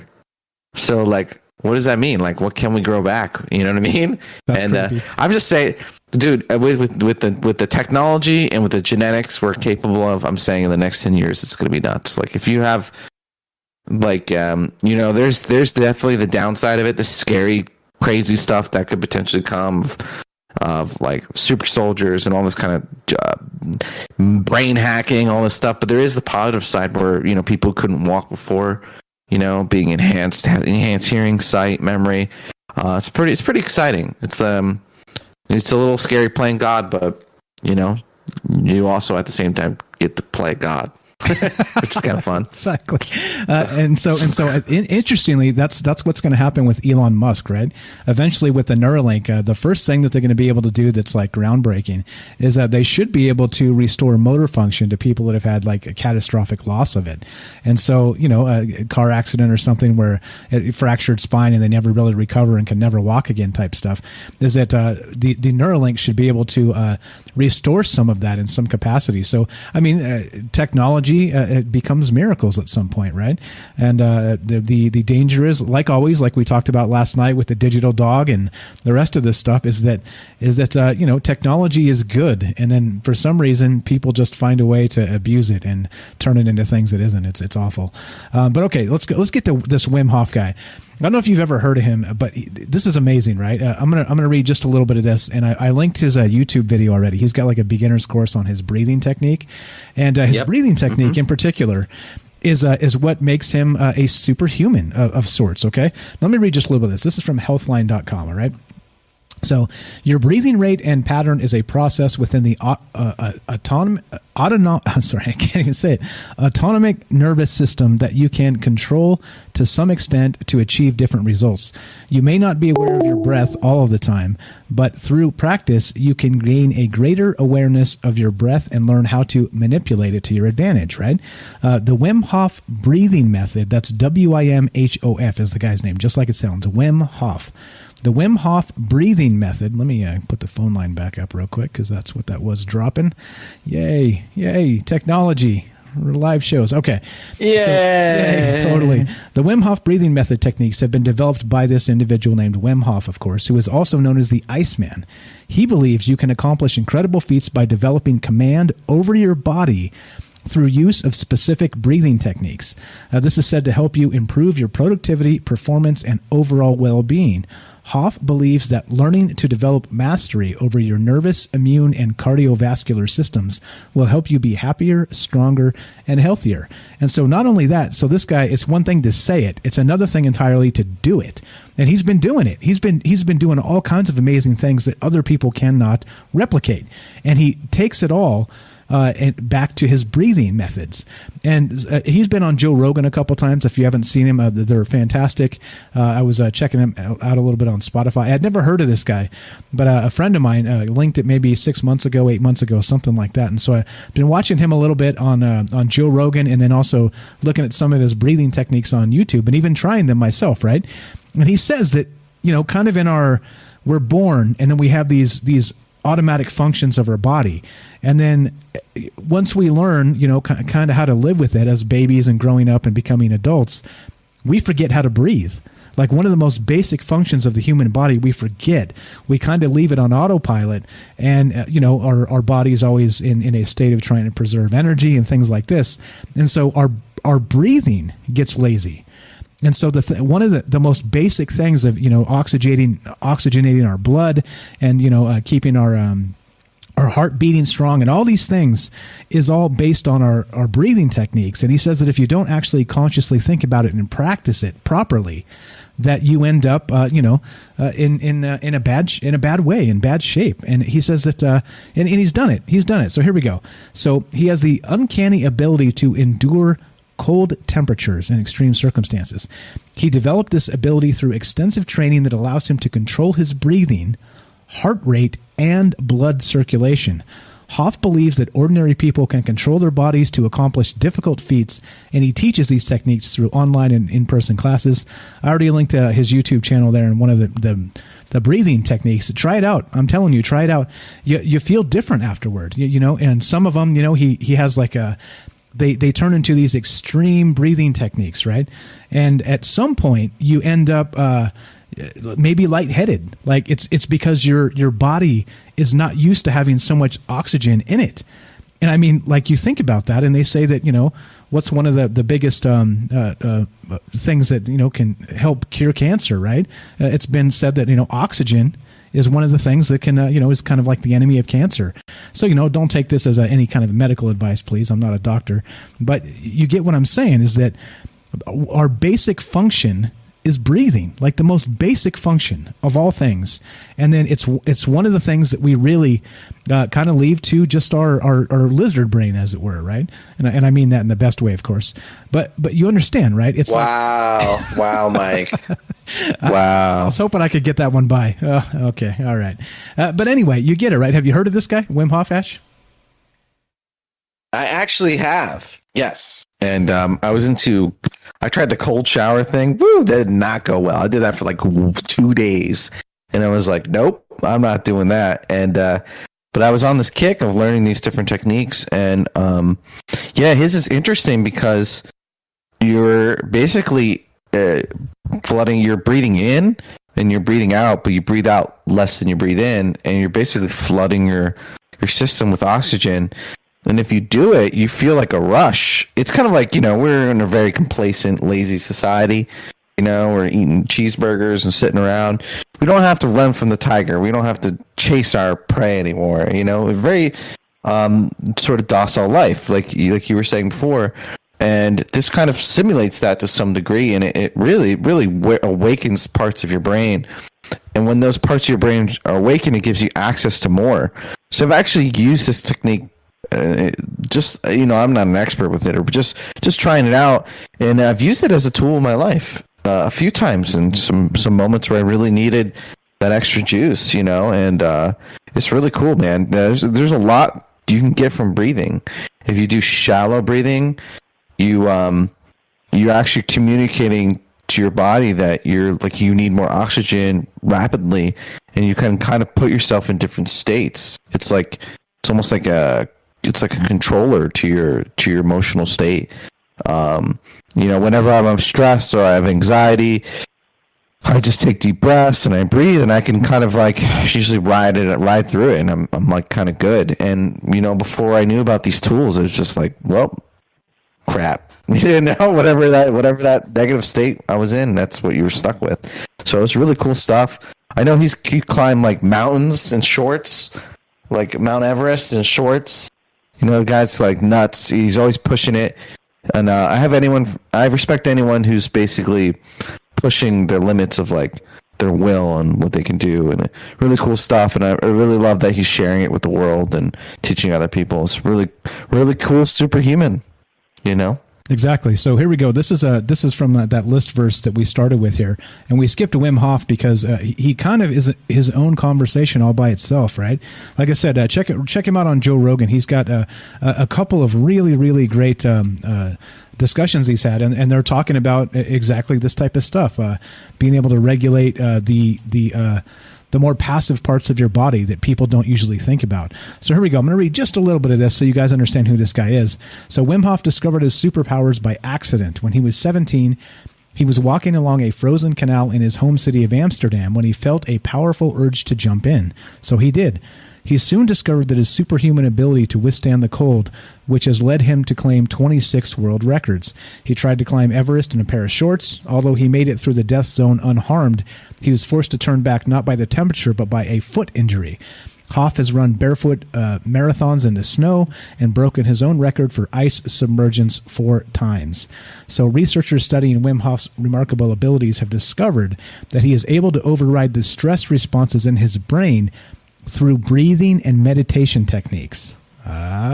When he is exposed to extreme cold, his brain releases opioids and cannabinoids into his body, inhibiting the signals that register cold and pain. What is not yet clear is how this breathing affects other physical and biological processes, such as Hof's superhuman ability to resist frostbite, which should be unaffected by his breathing technique. So there you go. I mean, the guy actually has, he's done some amazing things, and he credits it all to this breathing technique that he's been doing for a very long time. And, I think that kind of like that, just like you said, Ash, is incredibly inspiring, because it means that we haven't got to the limit of hacking our body yet. Like all the medical things and all of the pills and all the things we're supposed to take to be, good citizens of the world, right? To make sure that we're happy and healthy. Maybe we don't need a lot of that crap at all. Again, I'm not a doctor. Don't take this as medical advice, please. But who knows? I mean, this guy has done some amazing things simply through breathing and meditation. And if that can do what he's able to do, and other people claim that it works, what the heck, right? What the heck? What is going on with this man? Crazy stuff. Test 1, 2. Well, yeah. It's sorry, I have to click the thing and clap for this and punch the antenna, and then I have to pray to the overlords and give permission.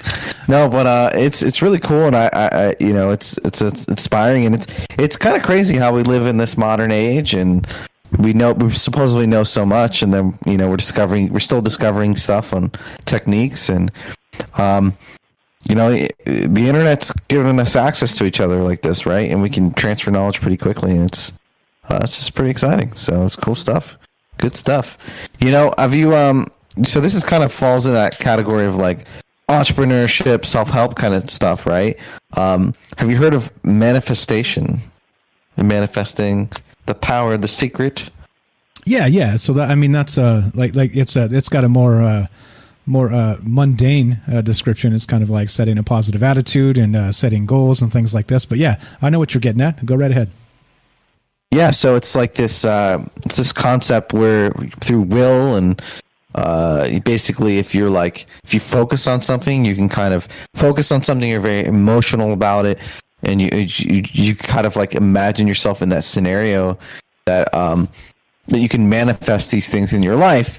And that sounds kind of woo, guys, and I get that. That definitely sounds kind of woo. But I've actually had some weird experiences, and I've used the technique, whether it's a placebo or not, to make it work. But I will tell you one quick story is that one day I was going out for looking at. I was just driving around, and I was looking at open houses, and I'm like, there's this one house up. I just look at the signs. That's all. I've never even been to one, but I was like, wouldn't it be cool to go to one of these really nice houses? One of these nice ones. And they're like, yeah, we should go. I'm like, sure, we should go sometime. Which means never. And then the next day we're driving, and they're like, we got in a couple hours. Let's go. And I was like, okay. And I just went. And while I was there, I was talking myself up as if I could afford the place. I was kind of BSing a little bit, right? You got to do that, because otherwise you're wasting everyone's time. You don't want them to know that you're that guy. And I met a guy there, and I told him he met me, and then we became friends.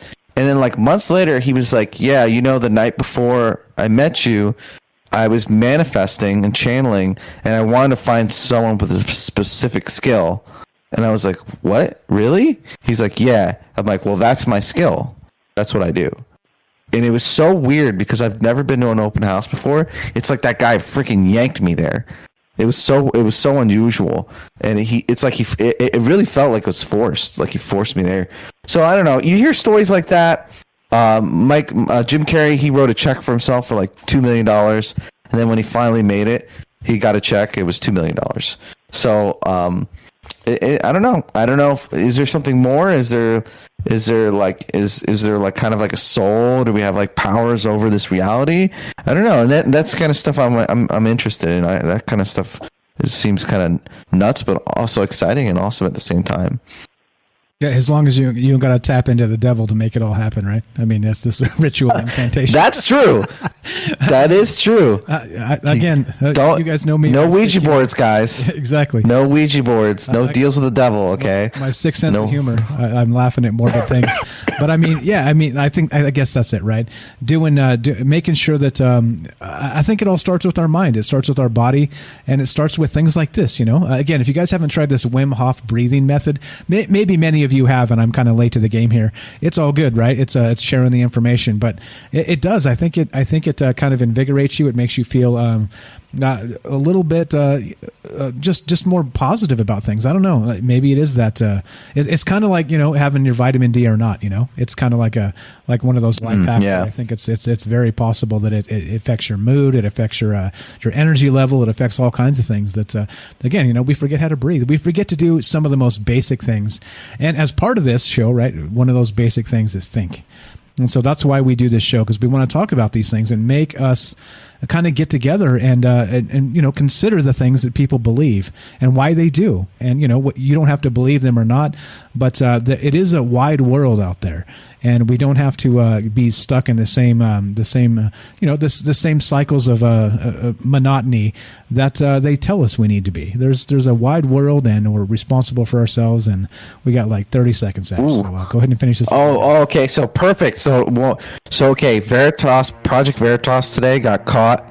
They caught that I won't say what network it is. It's either CNN or Fox, so it doesn't matter. They both suck. So they got caught saying they were basically hyping up COVID to scare people to get more ratings. And I'm not saying COVID's not real. They got caught, like one of their top guys. Look that up, Project Veritas, and see that stuff. It's pretty intense that came out today. Yeah, I talked about Speaking that of just what you were saying yesterday. Yeah, it's totally true. It's totally true. This is our reality, guys. Don't let the mainstream media and the mass brainwash crap, don't let them take it from us. This is ours. We belong here too, and we're going to keep talking about it. Freedom is a thing. The right to be wrong is a thing. And that's why we do this show. That's why we talk about these crazy topics sometimes.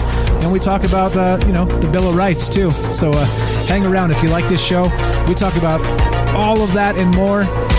You're listening to Troubled Minds. I'm Michael Strange. This is Ash the Reptilian from Mars. Check out his YouTube channel, please. It's just like it sounds. Ash the Reptilian from Mars. It'll be linked on our YouTube channel at Troubled Minds, and you can find him there. And if you're listening on The Fringe, stay tuned for Joe Roop Lighting the Void. Fantastic stuff. If you're listening to us on YouTube, D-Live, or Facebook, hang around for a third hour of Troubled Minds. You guys are the best. Be sure, be strong, be true. Thank you for listening, guys. From our Troubled Minds to yours. We'll be back tomorrow night. Have a great night.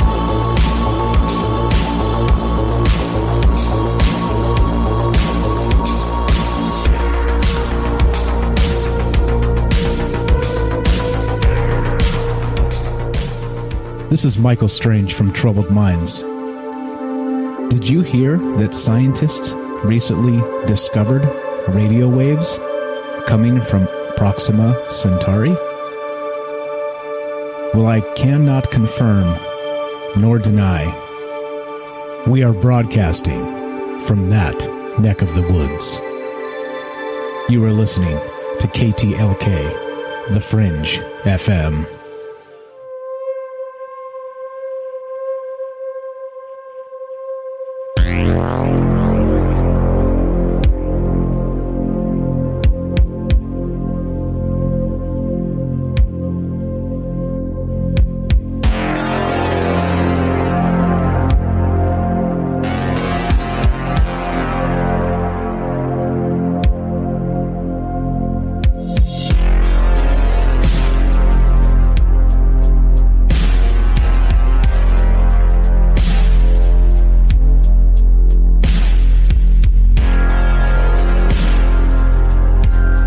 So we are off of The Fringe, and we got another hour coming up. Let me turn this down just a smidge. One more hour left, and we're still talking about this stuff, and we're still taking your calls. What do you think about these superhuman powers and all the rest of this stuff? Do you think it's something we can tap into, like built into our DNA, kind of like Wim Hof does through breathing and meditation techniques? Do you think there's something to these ancient texts, or do you think it's all a bunch of bullshit? To put it bluntly, I'll start with the first bad word of the final hour, because, well, we can do that now. You want to be part of the show? Love to hear from you. 702-957-1037. Join the Discord, troubledminds.org. Come say hi. If you've never called before, tonight's your night. I'm looking at you. If you can hear me, I'm also talking to you. 2 minutes break, guys. Gonna take 2 minutes. Tuck the kids in. Top off your drink. Grab some popcorn. Do what you got to do. Hit the restroom. We'll be back in 2 minutes for one more hour of Troubled Minds with Mike and Ash and you.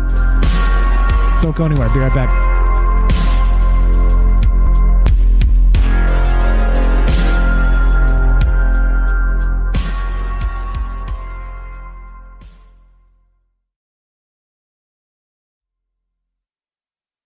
I hate when the music ends before I get back. What's up, guys?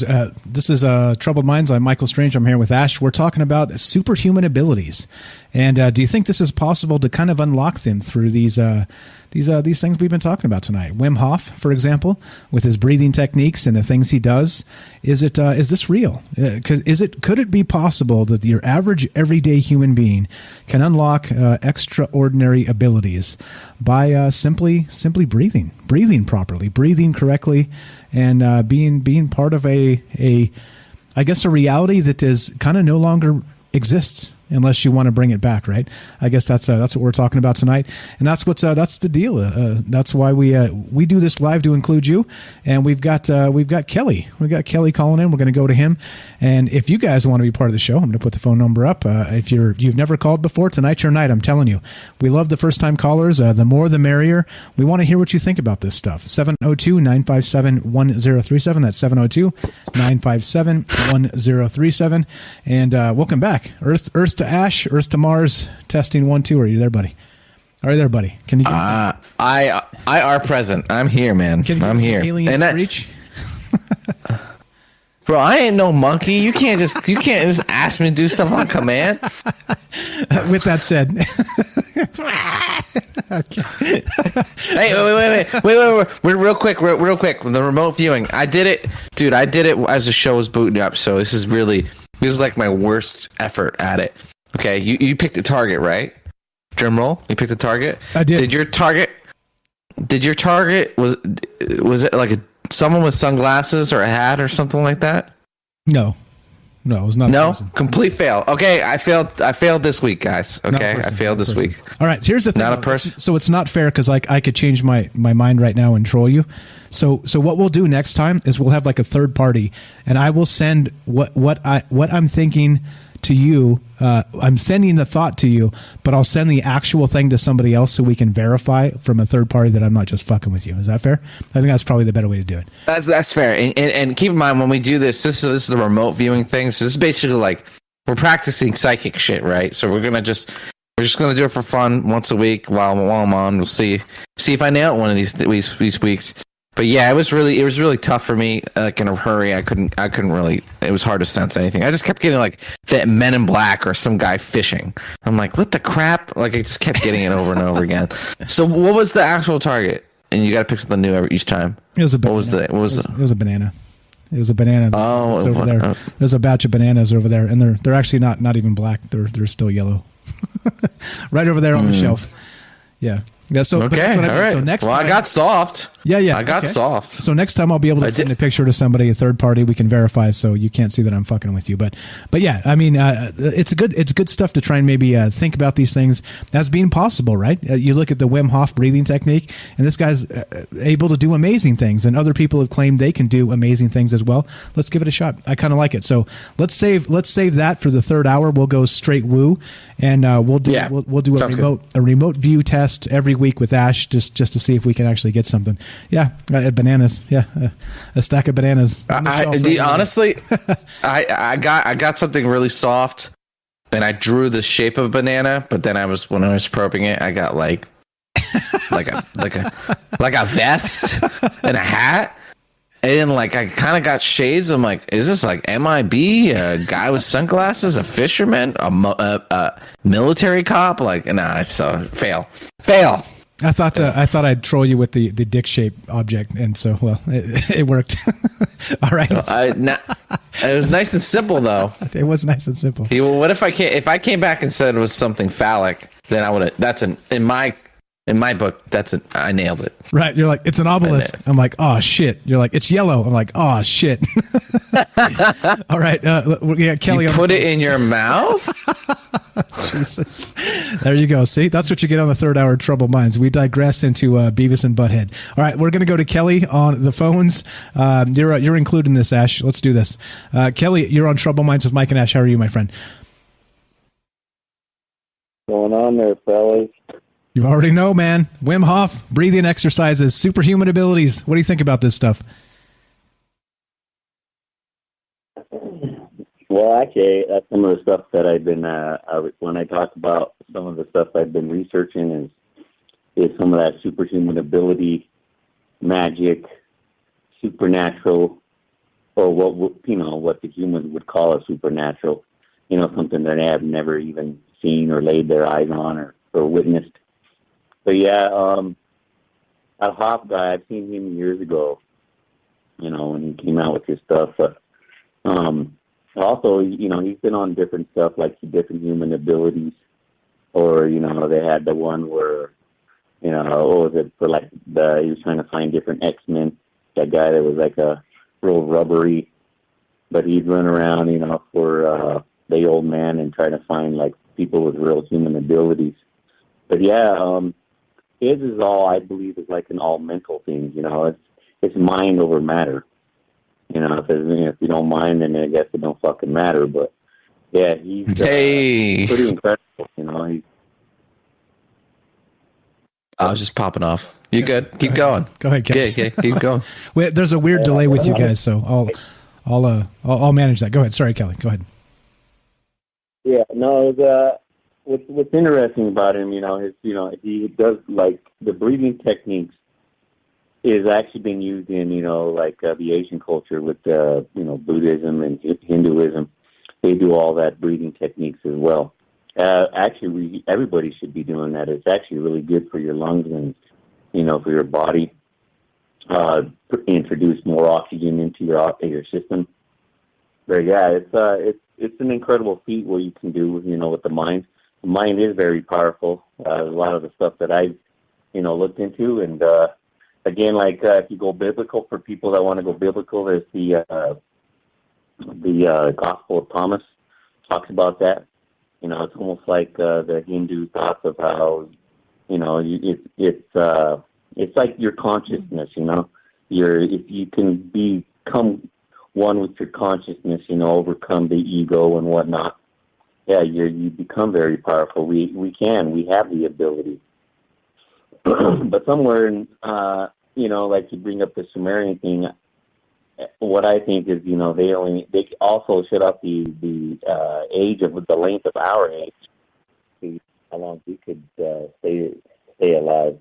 We were, we're more or less like them, so we could live for hundreds of years.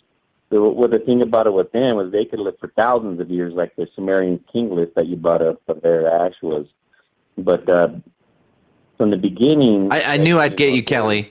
I knew you'd call in. I that was a trap. That was a trap. I knew I'd get you. Yeah, you got me on that one. But yeah, their kings lived for thousands of years, on their planet, but they got here, and they obviously did. Throughout the king's list, it shows them, their age getting slower or shorter because their bodies weren't used to the atmosphere or the gravitational pull on this planet, which aged them faster. But other than that, it's in our DNA. Like I said, we talked about this before, and I always say, like, it's in the DNA, like in the age. You want to, age longer, see longer years, or, touch other people can and have the ability to do these things. And China, actually, that you guys brought this up, China, and this was back in the 80s. I remember watching a show, and they were talking about the human abilities again. It was another one of these weird shows, like After Dark or whatever. But yeah, China has been doing this. They've been actually searching for their people in their own like small villages and everything, asking for people if they know they got abilities, like these kids. So this little girl, one of the ones that was pretty interesting, this little girl, she could walk up to a plant or a dead plant and just touch it. It would come to life, and it would actually even bloom flowers, and it would grow real rapidly, real fast, and you had the ability to do that. Go ahead, Ash. You want to respond to that? Other stuff is like, let me cut you off there so we don't go too long without having some interaction here. Comment on that, Ash?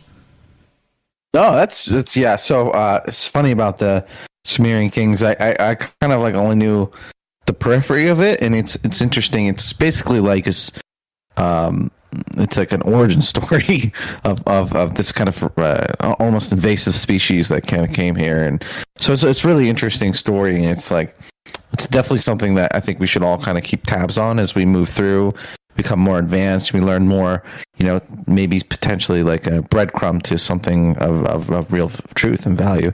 But yeah, you mentioned about China. China's turning into like the new Nazis, bro. Like, if you watch, if you look in comics and the all these different things in history, like the Nazis were pretty interested in the occult and the paranormal.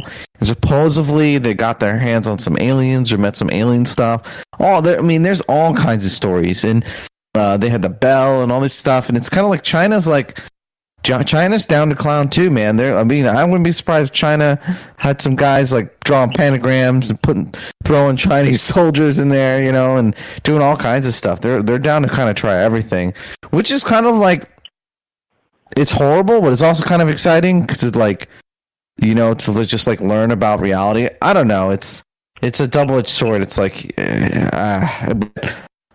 it's interesting. Like, we could just cut everything else out and just this show could just be keeping tabs on China, and what they're doing. That's a full-time job. Pretty nuts. Totally full-time job. All right, sorry. Go ahead, Kelly. I know you had more. Just want to make sure we have some interaction here. Go ahead. Carry on, sir. Oh, that's fine. Sometimes I just go off on a tangent, but yeah, I understand. Yeah, but there was another thing too. I mean, because if you even look at, I know that's kind of like in their culture, it's kind of in like, it's been in there for thousands of years, I'm talking like, the Shaolin monks, their ability to do some stuff, they could bend swords, they lean their body into swords, they might be a little bit flexible, but still, they doesn't penetrate their skin. Or, they can do some, stand on their head for I don't know how long, or there's those kids that can wrap their legs around trees, their whole bodies, and grab their feet. And the human body is pretty incredible. There's limitations to it here because, we are on this planet, but, I believe that, you gotta, that's why I don't really deal with a lot of the new age fandangle stuff, when I look into some of the, ancient, I look into the ancient stuff, like I always said, on your guys' show that, yeah, you're going to find all these, the hidden things that not everybody's going to need to know, you know what I mean? It's kind of like the Illuminati, but that could be a whole different story where, they got their stuff, which is actually from Egypt, in Africa, where the whole, even the way they dress, But anyway, all these ancient stories, even in, the Bible, the Quran, all of them, they all talk about superhuman abilities. You just got to listen, read between the lines to figure it all out. If they're putting it out there, some of those books I'm pretty sure are hidden too, and that's why they changed all of our language, so it's harder for us to find all these things throughout the world. But now with our, technology, TV, video, you don't need mainstream media to lie to us. We can just figure it out ourselves, and as long as you research the stuff, and you'll find it. Yeah, you know what? I don't need anybody to lie to me. I can lie to myself just fine, thanks. We don't need this mass media brainwash garbage. We can do just fine, truth seeking all by ourselves without their interference, and that's part of this, right? That's literally, it's unbelievable the amount of brainwash that's happened. Like even the old days, like in the 80s with like those 3 networks or whatever the crap they had out there. It's terrifying, the things they try and kind of press down our throat, and the things they make us believe about our own reality that are not even true, right? It's all PR. It's all marketing. It's all a bunch of bullshit in most cases. And here we are, trying to untangle that, and we're outnumbered, man. We're outnumbered, but we can still have a conversation, so I'm going to call that a victory, right? Oh, yeah. Even if one person takes this knowledge and runs with it, It's even if it's one person at a time. It doesn't need to be mass. Like shows like yourself, though. You could put it out and share this information with everybody that wants to listen. I mean, all you have to do is listen. That's the thing about it. Most people think that they're out there trying to brainwash. That's religion. What I try to do is try to open up your mind so you can make decisions for yourself, and that's why most people come to this station here with you guys, and we become a family, and that's how our information is shared. Exactly right. And it only takes one. You're completely right. I always said this. Like people have challenged me and said, well, what are you trying to do here? Like what is the goal of this? You think you're going to change the world, some shit? And the answer is no. I don't think so.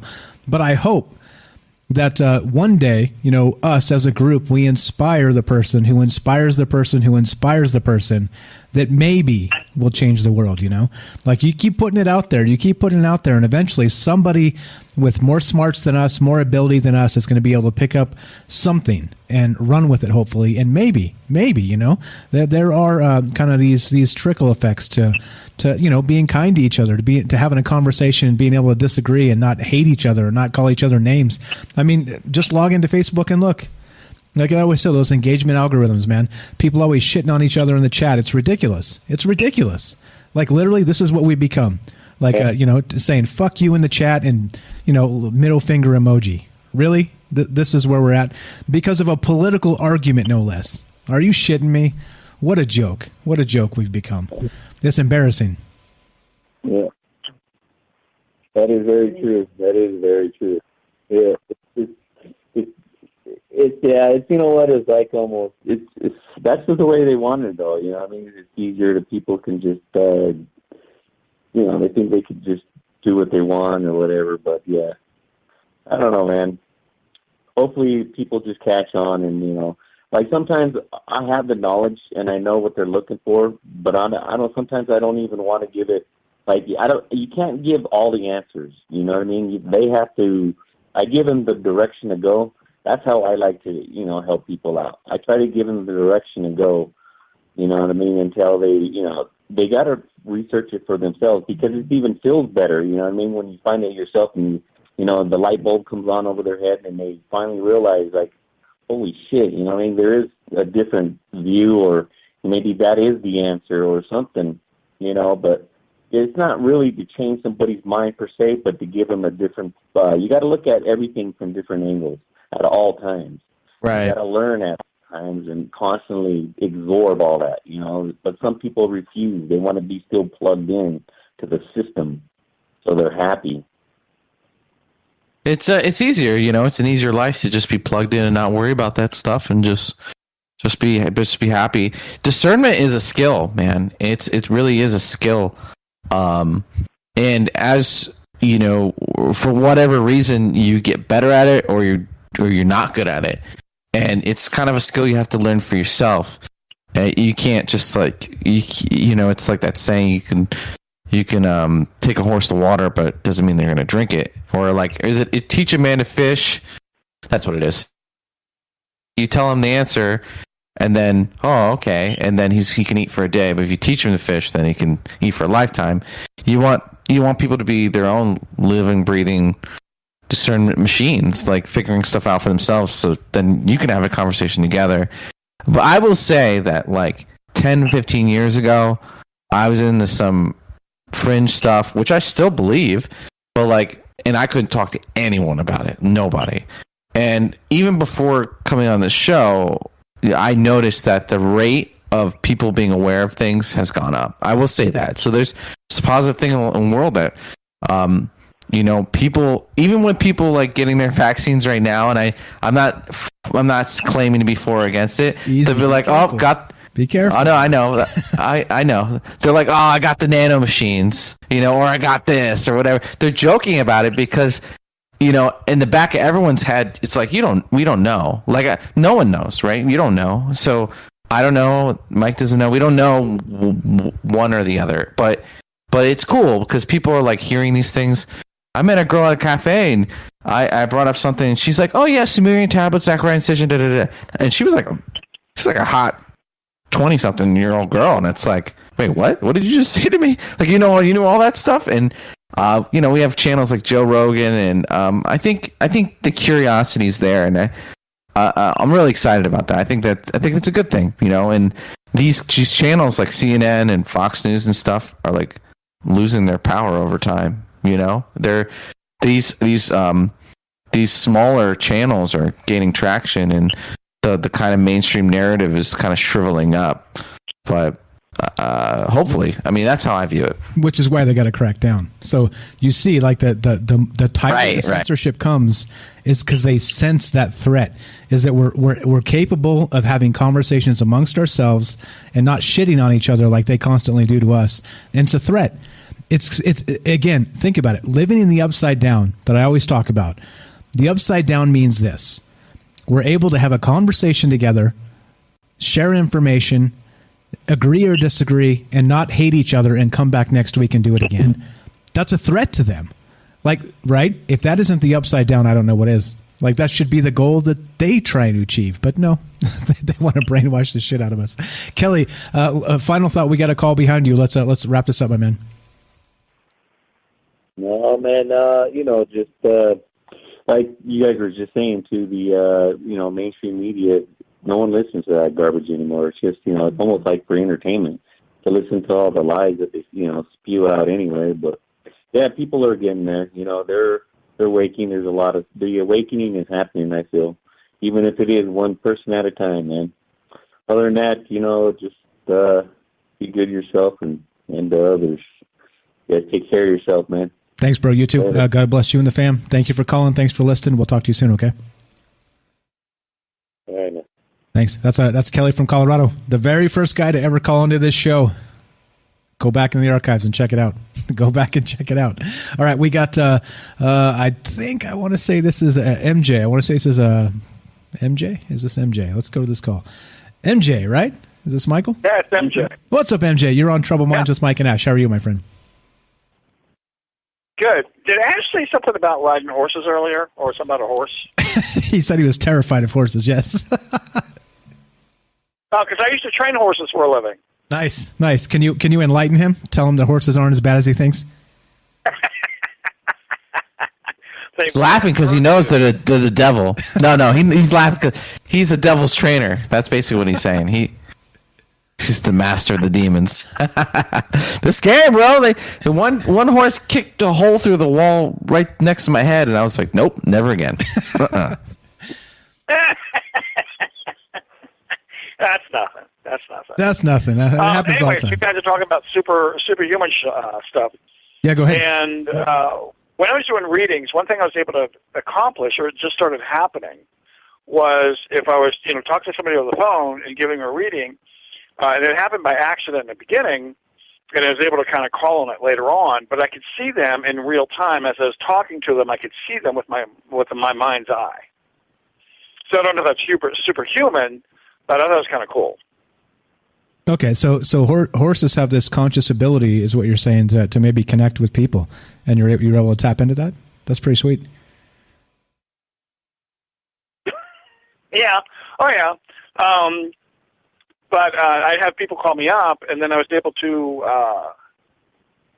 I could search through their house while I was talking to them. Okay, elaborate, please. Well, it's basically, as I say, giving you a reading, and I could just, and it always entered in a, like there was a light on in the house someplace. I'd always enter through that, and then I could just start visually just moving around their house until sometimes I would, find them or be right there because they had a light on next to them. But it's basically, I guess, making like it's eliminating time and space, or like a wormhole with your third eye. I think it's called astral projection through your third eye. But I thought it was interesting because it eliminates time and space. It's like it's immediate. It's like you're in the same room with them in a sense. So I thought it was kind of cool. I thought it was cool and tell them. That is cool. Can I ask you? Can we test this? Can you tell me where my car keys are right now? I'm serious. No. I'm serious. Maybe you can help me because I've had a problem today, but I'm sure I'll resolve it soon. But if you can help me out, I'd appreciate that.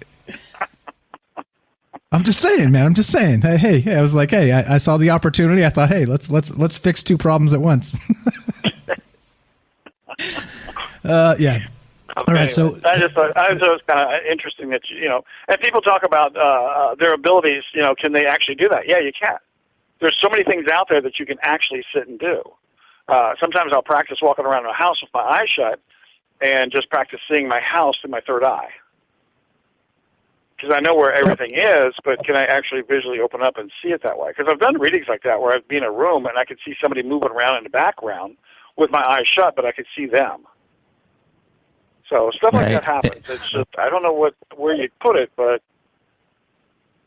it's like a weird sense that you can kind of train over time, and you can kind of get better at it, and it's faster.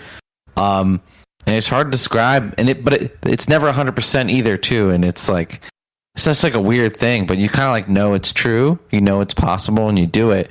Yeah, it's nuts. Like we're actually going to talk about a lot of that soon in the next act, so you should stay tuned in. I think you're going to really like the next segment. Okay. The next act. Here we go. We got a call behind you. Yeah, I know. It's like the next act. MJ, you're the best. Your calls are always the best. Final thought. We got a guy behind you on the phone. Let's finish this up. I don't know if I have a final thought. Let me ask you this then. If you don't have horses.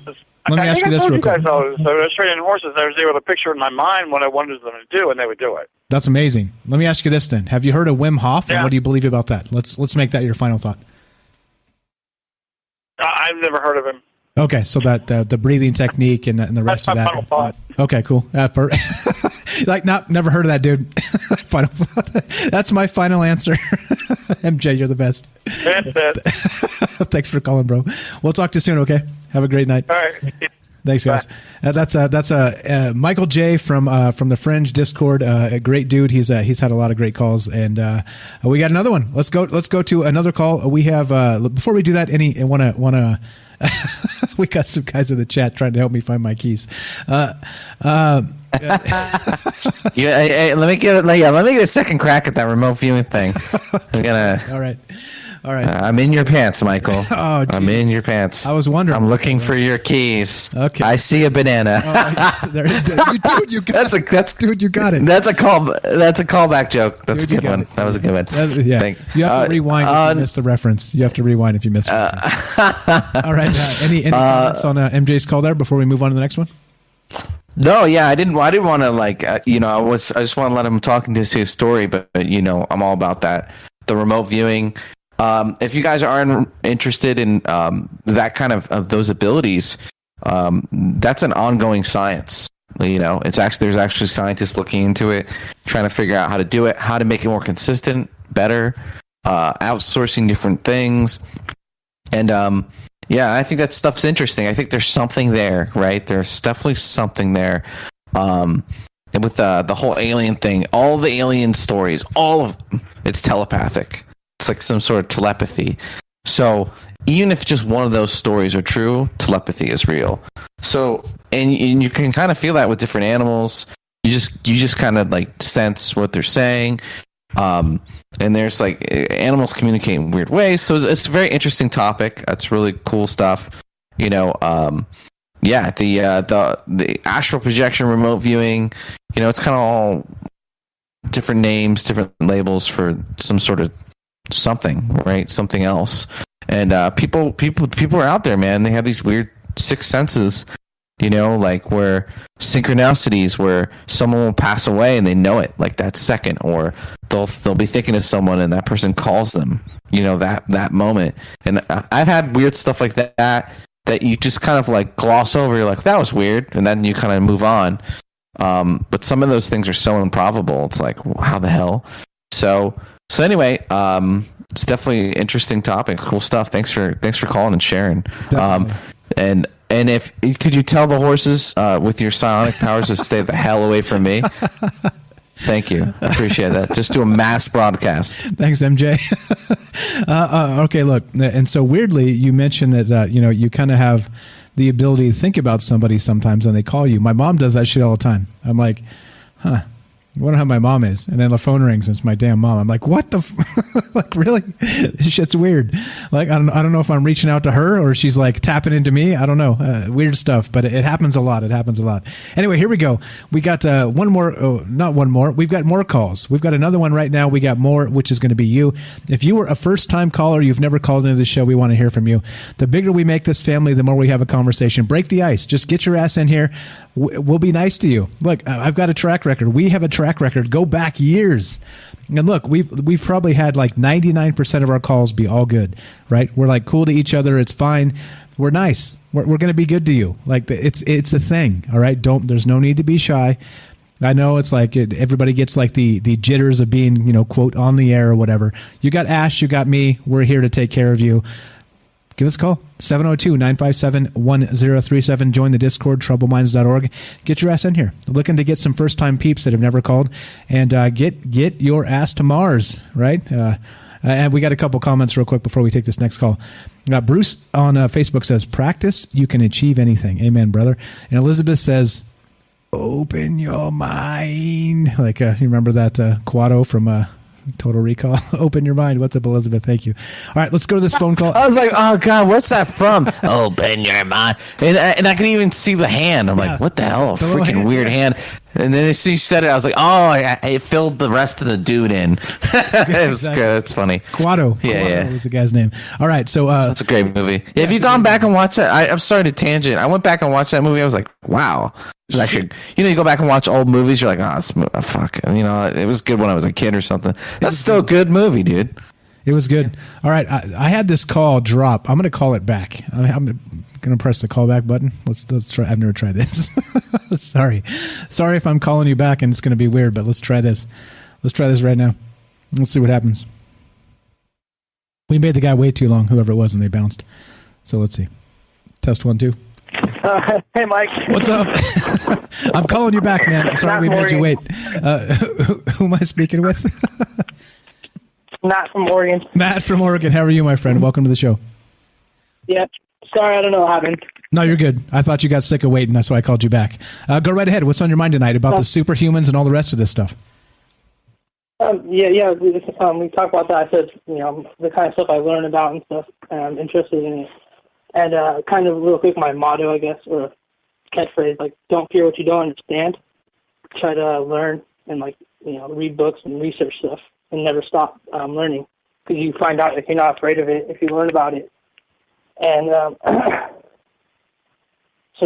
stop learning. And then, with this, these powers, we're scared of that because a couple of things, there's good people in the world and there's bad people in the world, unfortunately. And people like us, we use astral projection to find a parking spot. I'm okay with that.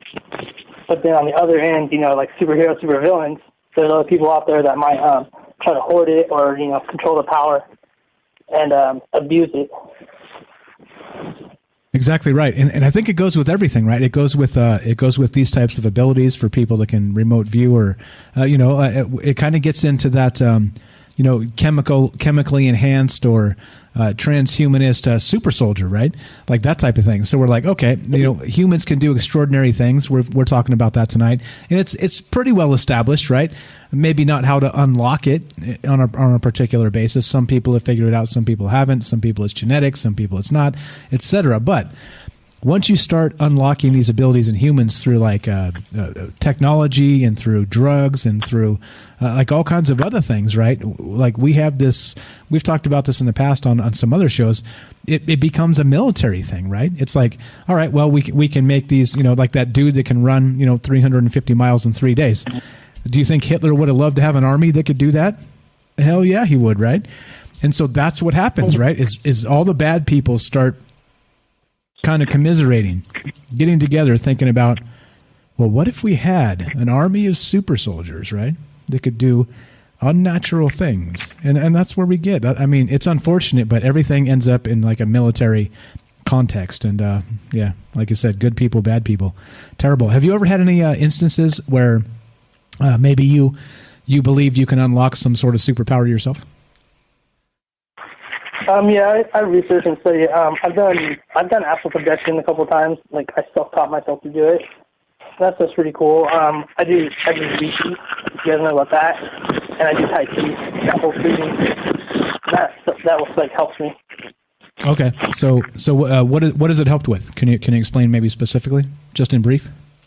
Like how you talking about the guy that breathes, like helps you like with anxiety or like help you calm down. There's all kinds of stuff. With Tai Chi, it's like a workout. It like works out your spirit, I guess.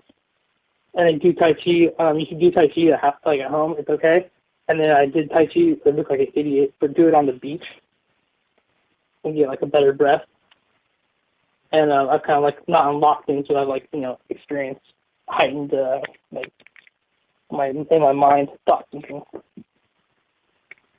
So it's a thing. It exists. I believe it. I believe it. If you guys haven't tried that Wim Hof thing, I seriously recommend it because it is. I think it is. I think it's one of those things that we forget how to breathe.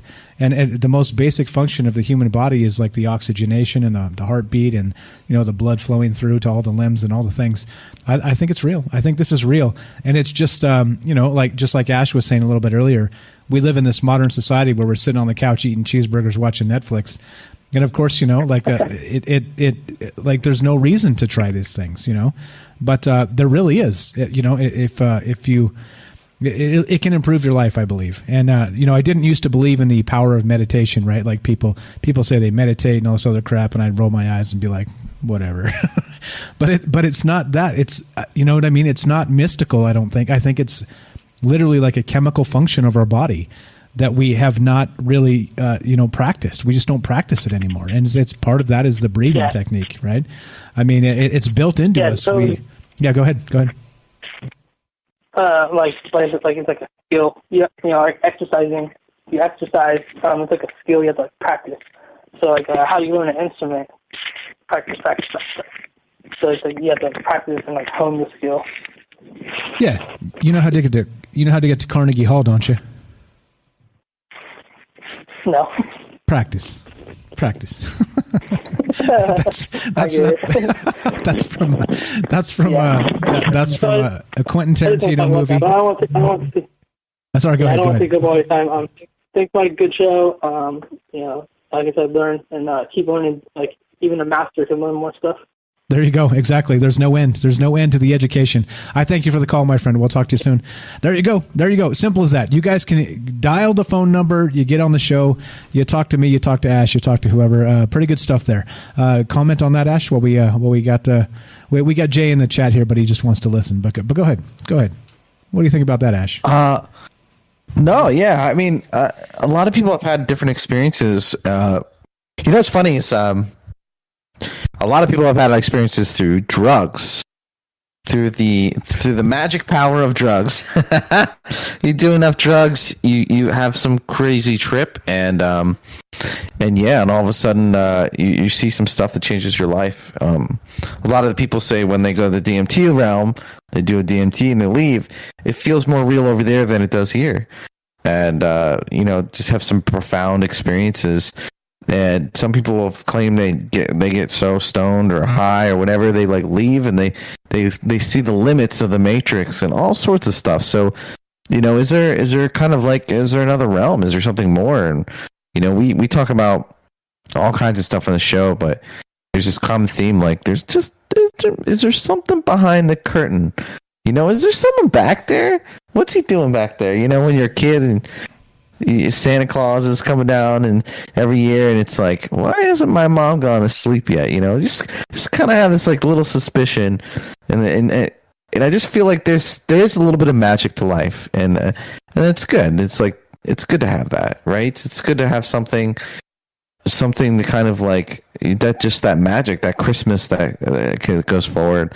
And some of these things are more practical, like you were saying, the breathing technique. It's pretty common sense, just biology sort of thing. But some of these other things aren't, so we're talking about superpowers. We're talking about all kinds of superpowers, from like the traditional woman lifting the car, getting her kid out, right? Like something she's not supposed to do, to cat eyes to daredevil humans. And so, yeah, we had a lot of great calls, and I really appreciate you guys calling in and sharing your experiences. They're all very interesting stories.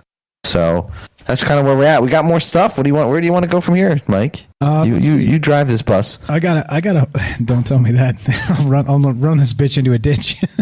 don't tell me that. All right. So we got. There's all kinds of other stuff, right? So this is from PC Mag. 13 humans with real life X-Men mutant superpowers. I'm going to link this, and let's smash through a little bit more content here. It's good to hear from you guys. It's also good to have some extra content in the back half of this. So here we go. I'm going to drop this in, and we're going to talk about this. This is from again PC Mag. I got it up on the stream. We got a couple, right? This guy's super endurance. We talked about a guy like this that was able to run, but here we go. Finnish Olympic skiing champion Eero Mantiranta. There you go. I tried to practice that earlier and I couldn't say it then either, so at least I'm consistent. They've been the first Finnish sportsman to test positive for hormone doping, but he probably didn't need it since he had a genetic super endurance powers. Along with other members of his extended family, Mantiranta had a condition resulting from a mutation in the this is the one I couldn't say. I tried this 3 times and I couldn't do it. All right, I'm gonna do this. This is the word. I'm gonna have Microsoft Mike help me out here. This is the word. He resulting from a mutation in the erythropoietin receptor gene. Yeah, there we go. This resulted in the ability to carry 50% more oxygen in his bloodstream, a trait that is quite advantageous in endurance competition. Okay, so there we go. That's thanks, Microsoft Mike. Thank you. That's so funny you did that. Oh, man, that's so funny. They're big-ass words, man. I'm not a scientist. Fuck off with your fucking 44-syllable words. But anyway, okay, there's more, right? There's this other young lady that with a super strength. When you think of genetic disorders, physical frailty may be something you can imagine, right?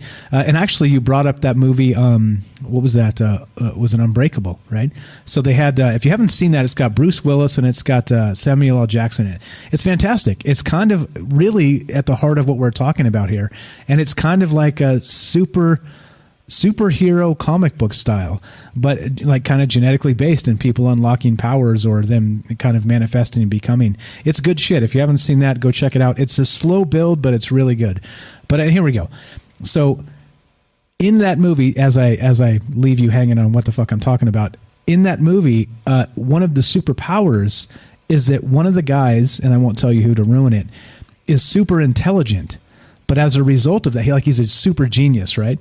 But as a result of that, he's also super frail.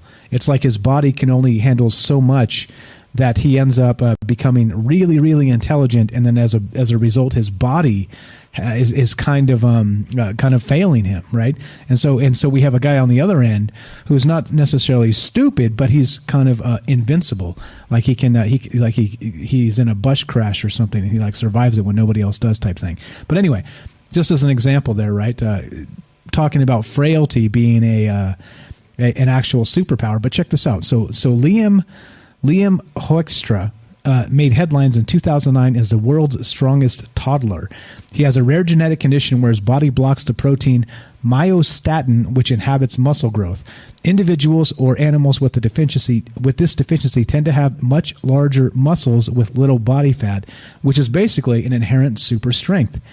While Liam doesn't appear to boast any fantastical car-tossing strength, he is naturally stronger than all his peers without doing any training. The only downside to this condition is that he must eat more than most in order to keep up with his body. So there you go. There's a couple we can touch on. What do you think about that stuff, Ash? There you go. How would you like the super strength without training? That's pretty sick, right? Damn, sign me up for that, bro. Let me break me off some of that guy. I'm gonna smoke him, eat him, figure out how to get that power. You know, in the District 9 movie, there's this entity, and this guy's turning into an alien, basically, and all these warlords are trying to eat him because they think they're going to get his powers. That's me. I'm my reptilian form. I'm trying to get this guy's powers. But you can see how evolutionary advantage-wise that sounds good, but when resources are scarce and your body's trying to get jacked all the time, you're like on HGH all day, every day.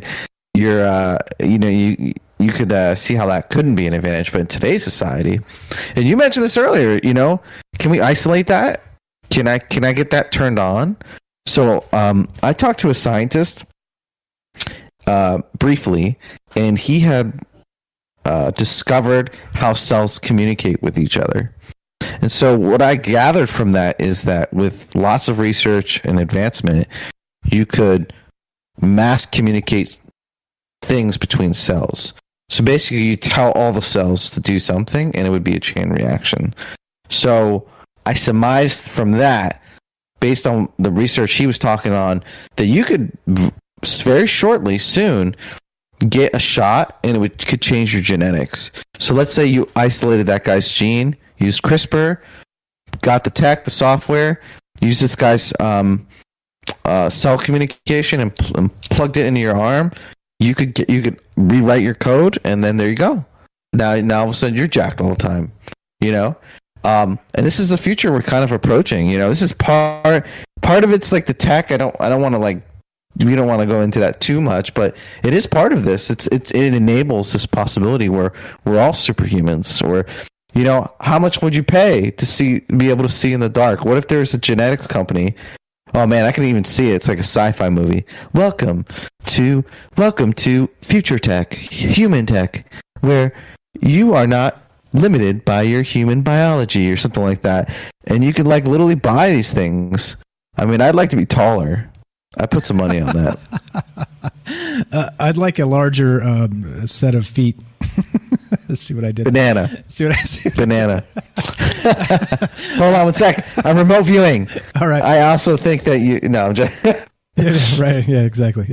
Yeah. No. I'm gonna take the Donald Trump line and be like, the size of my hands has nothing to do with everything down there. We're all good. All right. So. Well, I can't even believe that happened. Like, you know, I'm in an actual like presidential debate. They're all talking about this. He's talking about his hand. Yeah. There's quite a few things that happened. I was like, yeah, did that really happen though? That shit happened. That shit went down. So anyway, here, let's back to this. PCMag.com. Now, this is another guy. This dude, Michael Lotito, was a French entertainer known as Monsieur Mangitao. My French is awful. I probably butchered that, or Mr. Eats All. Throughout his career, Michel consumed all manner of non-consumable objects made of glass, rubber, and metal, which he would often accompany by downing mineral oil. One of his most impressive feats was consuming an entire Cessna 150 airplane, which he ate in small bits over the course of 2 years. There are a couple of things going on here. First, Michel appeared to suffer from a condition known as pica, P-I-C-A, a disorder characterized by the appetite for non-consumable foods like dirt, rocks, and metals. But what makes Michel, see, my French is awful, truly notable is the abnormally thick lining in his stomach and intestines that made it possible for him to eat sharp metal objects and consume toxic substances, which would have killed a lesser person. What the fuck? He ate an entire Cessna 150 airplane. Tell me you've heard of this guy. What the hell? OMG. Yeah. This is Troubled Minds. Wait, I didn't even register what you said. What the hell? Wait, what? The dude ate an entire Cessna 150 airplane over the course of 2 years. Broke it down in little pieces and ate this. And he had this super lining in his stomach that allowed him to eat all kinds of toxic and sharp and all wicked shit. Like, what the hell's that, right? So imagine.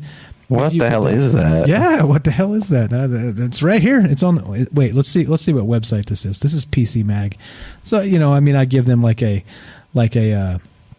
probably a neutral in the fake news spectrum. So, you know, I'm willing to believe this just based on the source, but who knows? But anyway, I mean, there's a YouTube vid here. If you guys want to check that out, here you go. I'll copy the video and I'd like to see that cooking channel. That guy's YouTube cooking channel.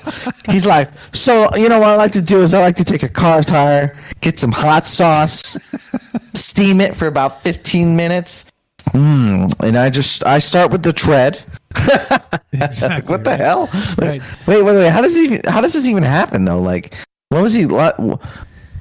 I mean, if the guy fucked the thing, that would be more normal to me than if he ate it. You're like, dude, that's my next claim to fame, guys. I'm gonna bang a Cessna 150 airplane. You watch. I'm gonna look at a Guinness Book of World Records. I'm looking for something. No. But okay, so NS in the chat says that's not a superpower. That's a mental illness. Well, I don't know though. Like if he was actually these days. if he was doing like making some money off this and it didn't hurt him, I mean, I guess I don't know. Like he had a super lining in his stomach, but I'm not so sure about the super lining on the backside. You know what I'm saying? There's got to be some damage there. Yeah, there's no lining in the brain. That's what you're saying. I got exactly. it. Got it. I digress. All right. So this is we did Mary Lou Henner. We already talked about that. Here's another one. So actually, no. Let's not do these. All right. Anyway, so what do we got? We got a few minutes left. So let's wind this up. We have time for you guys. If you have we have a few minutes left. 7 minutes before we finish the show ish. There's no time limits. Nobody tells us to go to bed. Mommy's not telling us to go to bed. So we've got some time for you. If you guys call, we'll talk to you. 702-957-1037. Join the Discord, troubledminds.org. What do you think about this stuff? Do you think that it's possible that if humans have superpowers, right? One, are we able to tap into that as into our old school DNA? Is some beautiful, amazing abilities we forgot over the course of the mainstream media, because they want us to just remember yesterday. But or is there something to this where maybe CRISPR can start to take all of the different genetic dispositions of these people and start to put them into the super soldier, right? That can kind of run for 350 miles straight. That can eat staples on the run. That can do all these crazy things, right? I mean, it's pretty terrifying, the super strength. Once you start stacking up all this genetic stuff that we've talked about tonight, and and then the Wim Hof breathing techniques. What if you were able to give super soldiers increased lung capacity? I mean, we have a whole bunch of amazing stuff that could really happen. But I guess the question is, do we want these things to happen? Well, let's get into that. So there's actually I've actually talked to people about this specifically because I knew some people who were financially capable. They had finances wasn't a limitation for these sort of things. And when you have money, and you have everything you need, there's one thing you can't really just buy infinite of, and that's more time. So a lot of the elites are kind of interested in not necessarily immortality, but freaking immortality as much as they can get, right? So what happens is so they were talking, they had all these different methods of doing transfusions with younger people with DNA matches to kind of basically rejuvenate your blood, which has its own giant conspiracy rabbit hole. But there's various techniques that people are exploring now. The elite are. So imagine you're a billionaire, you'd be willing to fund these sort of projects. And what's going to happen is that there's going to be this initial period where, as this technology comes out, the elite are going to get a hold of it. And if they get a hold of things that make them superior to the rest of the population, can we actually get into a situation where our elite are not only wealthier than everyone else, but physically and mentally superior than everyone else? They get an edge, and then how the media panics, how the elites panic, and they lock it down. And now there's two classes of people. There's the pseudo gods and the not. And I actually was interested in writing a little sci-fi novel about it and kind of exploring this. But they do explore this idea in a show called Altered Carbon, where people can basically their consciousness is in a little component that is inserted in their neck. And your body is just whatever. You can get a new body. But if you have the finances. And so the elite can upload their consciousness. They have access to awesome bodies. These bodies are already pre-programmed with all these genetic and cybernetic enhancements. There's military grade bodies, all this kind of stuff. And they explore that idea. And basically, this elite emerges. And, with wealth, it's the rich get richer and the poor get poorer, right? It's the more wealth you have, the easier it is to attract more wealth.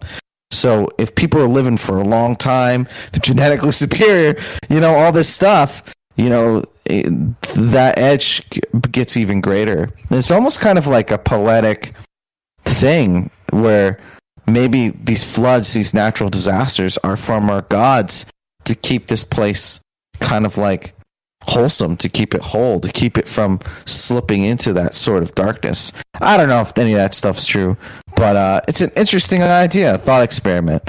What do you think about that? And what do you think about that, audience? You guys calling in. What do you think about the super elite? What do you think if you could pay an extra $1,000 to make sure your kid's 6 foot? Or like has cat eyes, and as you're having your kid, you freaking fill out a form or with an iPad and you click some buttons, and it's like, oh, blonde hair, blue eyes. What does it mean to be what does it mean to be a human at that point if you could just design it and make it? And I don't know. That's a can of worms we're opening up, and we're not really thinking about it. Yeah, exactly. Shout out to the UK crew. I know you guys stay up late for us. Some of you are going to bed. Thank you for staying up late for us. It means a lot. That's one of those things, right? You stayed up late to hear us ramble into the night, and we appreciate that quite a lot. I know it's very late over there. Shout out to Tamron. What's up, Tam Bam, for waking up early to come catch part of the show here. I know you guys are at different parts of the world, and it's a little hard to keep up with us. So you don't realize the honor you bestow upon us, and I mean that. It sounds stupid to say coming out of my mouth, but staying up late, waking up early just to hear us talk is it's special, and we appreciate that a lot. So just want to point that out. Say good night to the UK crew. Say good morning to the South Africa crew, and let's finish this up. You guys are the best. Thank you for hanging out with us. Thanks for being part of the conversation as it continues. This is not done. God willing, we got tomorrow and the next day, and we'll continue. But there's so many things, right? And so many things tie into each other that this is a conversation worth having. I think definitely for sure. Let's finish this up, Ash. We got a minute or two, and let's wrap it. All right, this is the part where I fucking plug so hard. Thank you guys for tuning in. It's always an honor to be on the show. Thank you for listening to me ramble about crazy stuff, and I'm glad. I appreciate that if you guys want to listen, and thank you for all the callers. And we love you guys, and thank you for tuning in. And it's just, if it was just us talking to each other, we'll just go in circles and go slowly slip into madness. So the show is about you. Check me out, Astro Reptilian Mars on YouTube. The more you pressure me, the more I'll produce content. I got a lot of stuff in the pipes. Thank you, Bunny. Shout outs to Bunny, always supporting. I love you guys so much. And thanks again. Great show, good topic, good company, and that's all you can ask for. Amen to that. Thanks for being on the show, Ash. Tomorrow we'll be doing our thing. Coming up, I'm not sure we're going to start the conspiracy news to Michael Strange. It's coming up soon. I've got the setup right. I've done some tweaking, so we're good to start it. I'm not sure when. I will announce it on the Discord. It's a second podcast we do, a second live show. So if you want to be part of that, join the Discord if you have not, and you can. I'll notify you when we go live for that. TroubledMinds.org. Click the Discord link, etc. So on. So anyway. We're done. We're finished for the night. Thanks again, Ash, for being here. Thanks to everybody for contributing, staying up late, waking up early for us. Like I said, I know that means a lot. Getting me to wake up early for anything is a let's call it a difficult prospect. I need more Wim Hof breathing, if you catch my meaning. But as we finish and continue, we're going to finish the show. However, we're going to continue this conversation because God willing we still have tomorrow and the next day. All right, so this is all one large conversation, even though we try and split it out into different topics. You guys know what's up. Tomorrow may be all over the map. It may be aliens, it may be freedom, it may be who knows. I have no damn idea at this point. But you never know, right? We'll take a look at the news and see what tomorrow brings. And we'll just continue talking about the things that I think are important. And I hope you think they're important too. If you're still here at the end of the night, probably you think this stuff is important. It's worth talking about. It's worth thinking about. It's worth spreading the message. And as long as we can, we're going to keep doing it, okay? You guys are the best again. Thank you for staying up late. Thanks for waking up early. Thanks for just doing your thing and being part of this. It is special. It means a lot to me. And, done. Fini. Finazzle. Well, how'd the happy days go? Something like that. Anyway, as we complete the show tonight, Tuesday, Wednesday, Thursday, 7 p.m. Pacific. We go 2 hours on Fringe, then we go a third hour with just us, talking about all kinds of stuff. If you guys have, again, remember, you don't have to be Linda Moulton Howe to be on this show. You don't have to be any of those folks. You can just be you. And as you can tell, right, we got all kinds of people calling from all over the damn place, and it's good. Because where else would you talk to somebody from the UK, like Penny? You see what I'm saying? Where else would you talk to somebody from the Philippines or from Singapore, right? Or South Africa, for instance. Like, there's lots of things going on all over the world that, regardless of flags or borders or any of these things, we still have a common interest as people. And it's worth talking about, it's worth thinking about, and it's worth the time. And that's why we spent the time. You guys are the best. Have a great night. Tomorrow we'll be back at 7 p.m. Pacific. And this is Troubled Minds. I'm Michael Strange. This was Ash the Reptilian from Mars. Thank you, Penny, for linking his chat there. Everybody follow the Curious Bunny on YouTube. Check out our friends John and Tim on D-Live at Tinfoil Timothy. It's all linked on YouTube. You can find all their stuff there. Come check them out. Friends of the show and contributing and helping definitely good stuff. Like I said, I'm humbled. We've gathered such an amazing crew, and that means you. If you're still listening, like I said, you've been dubbed a super fan.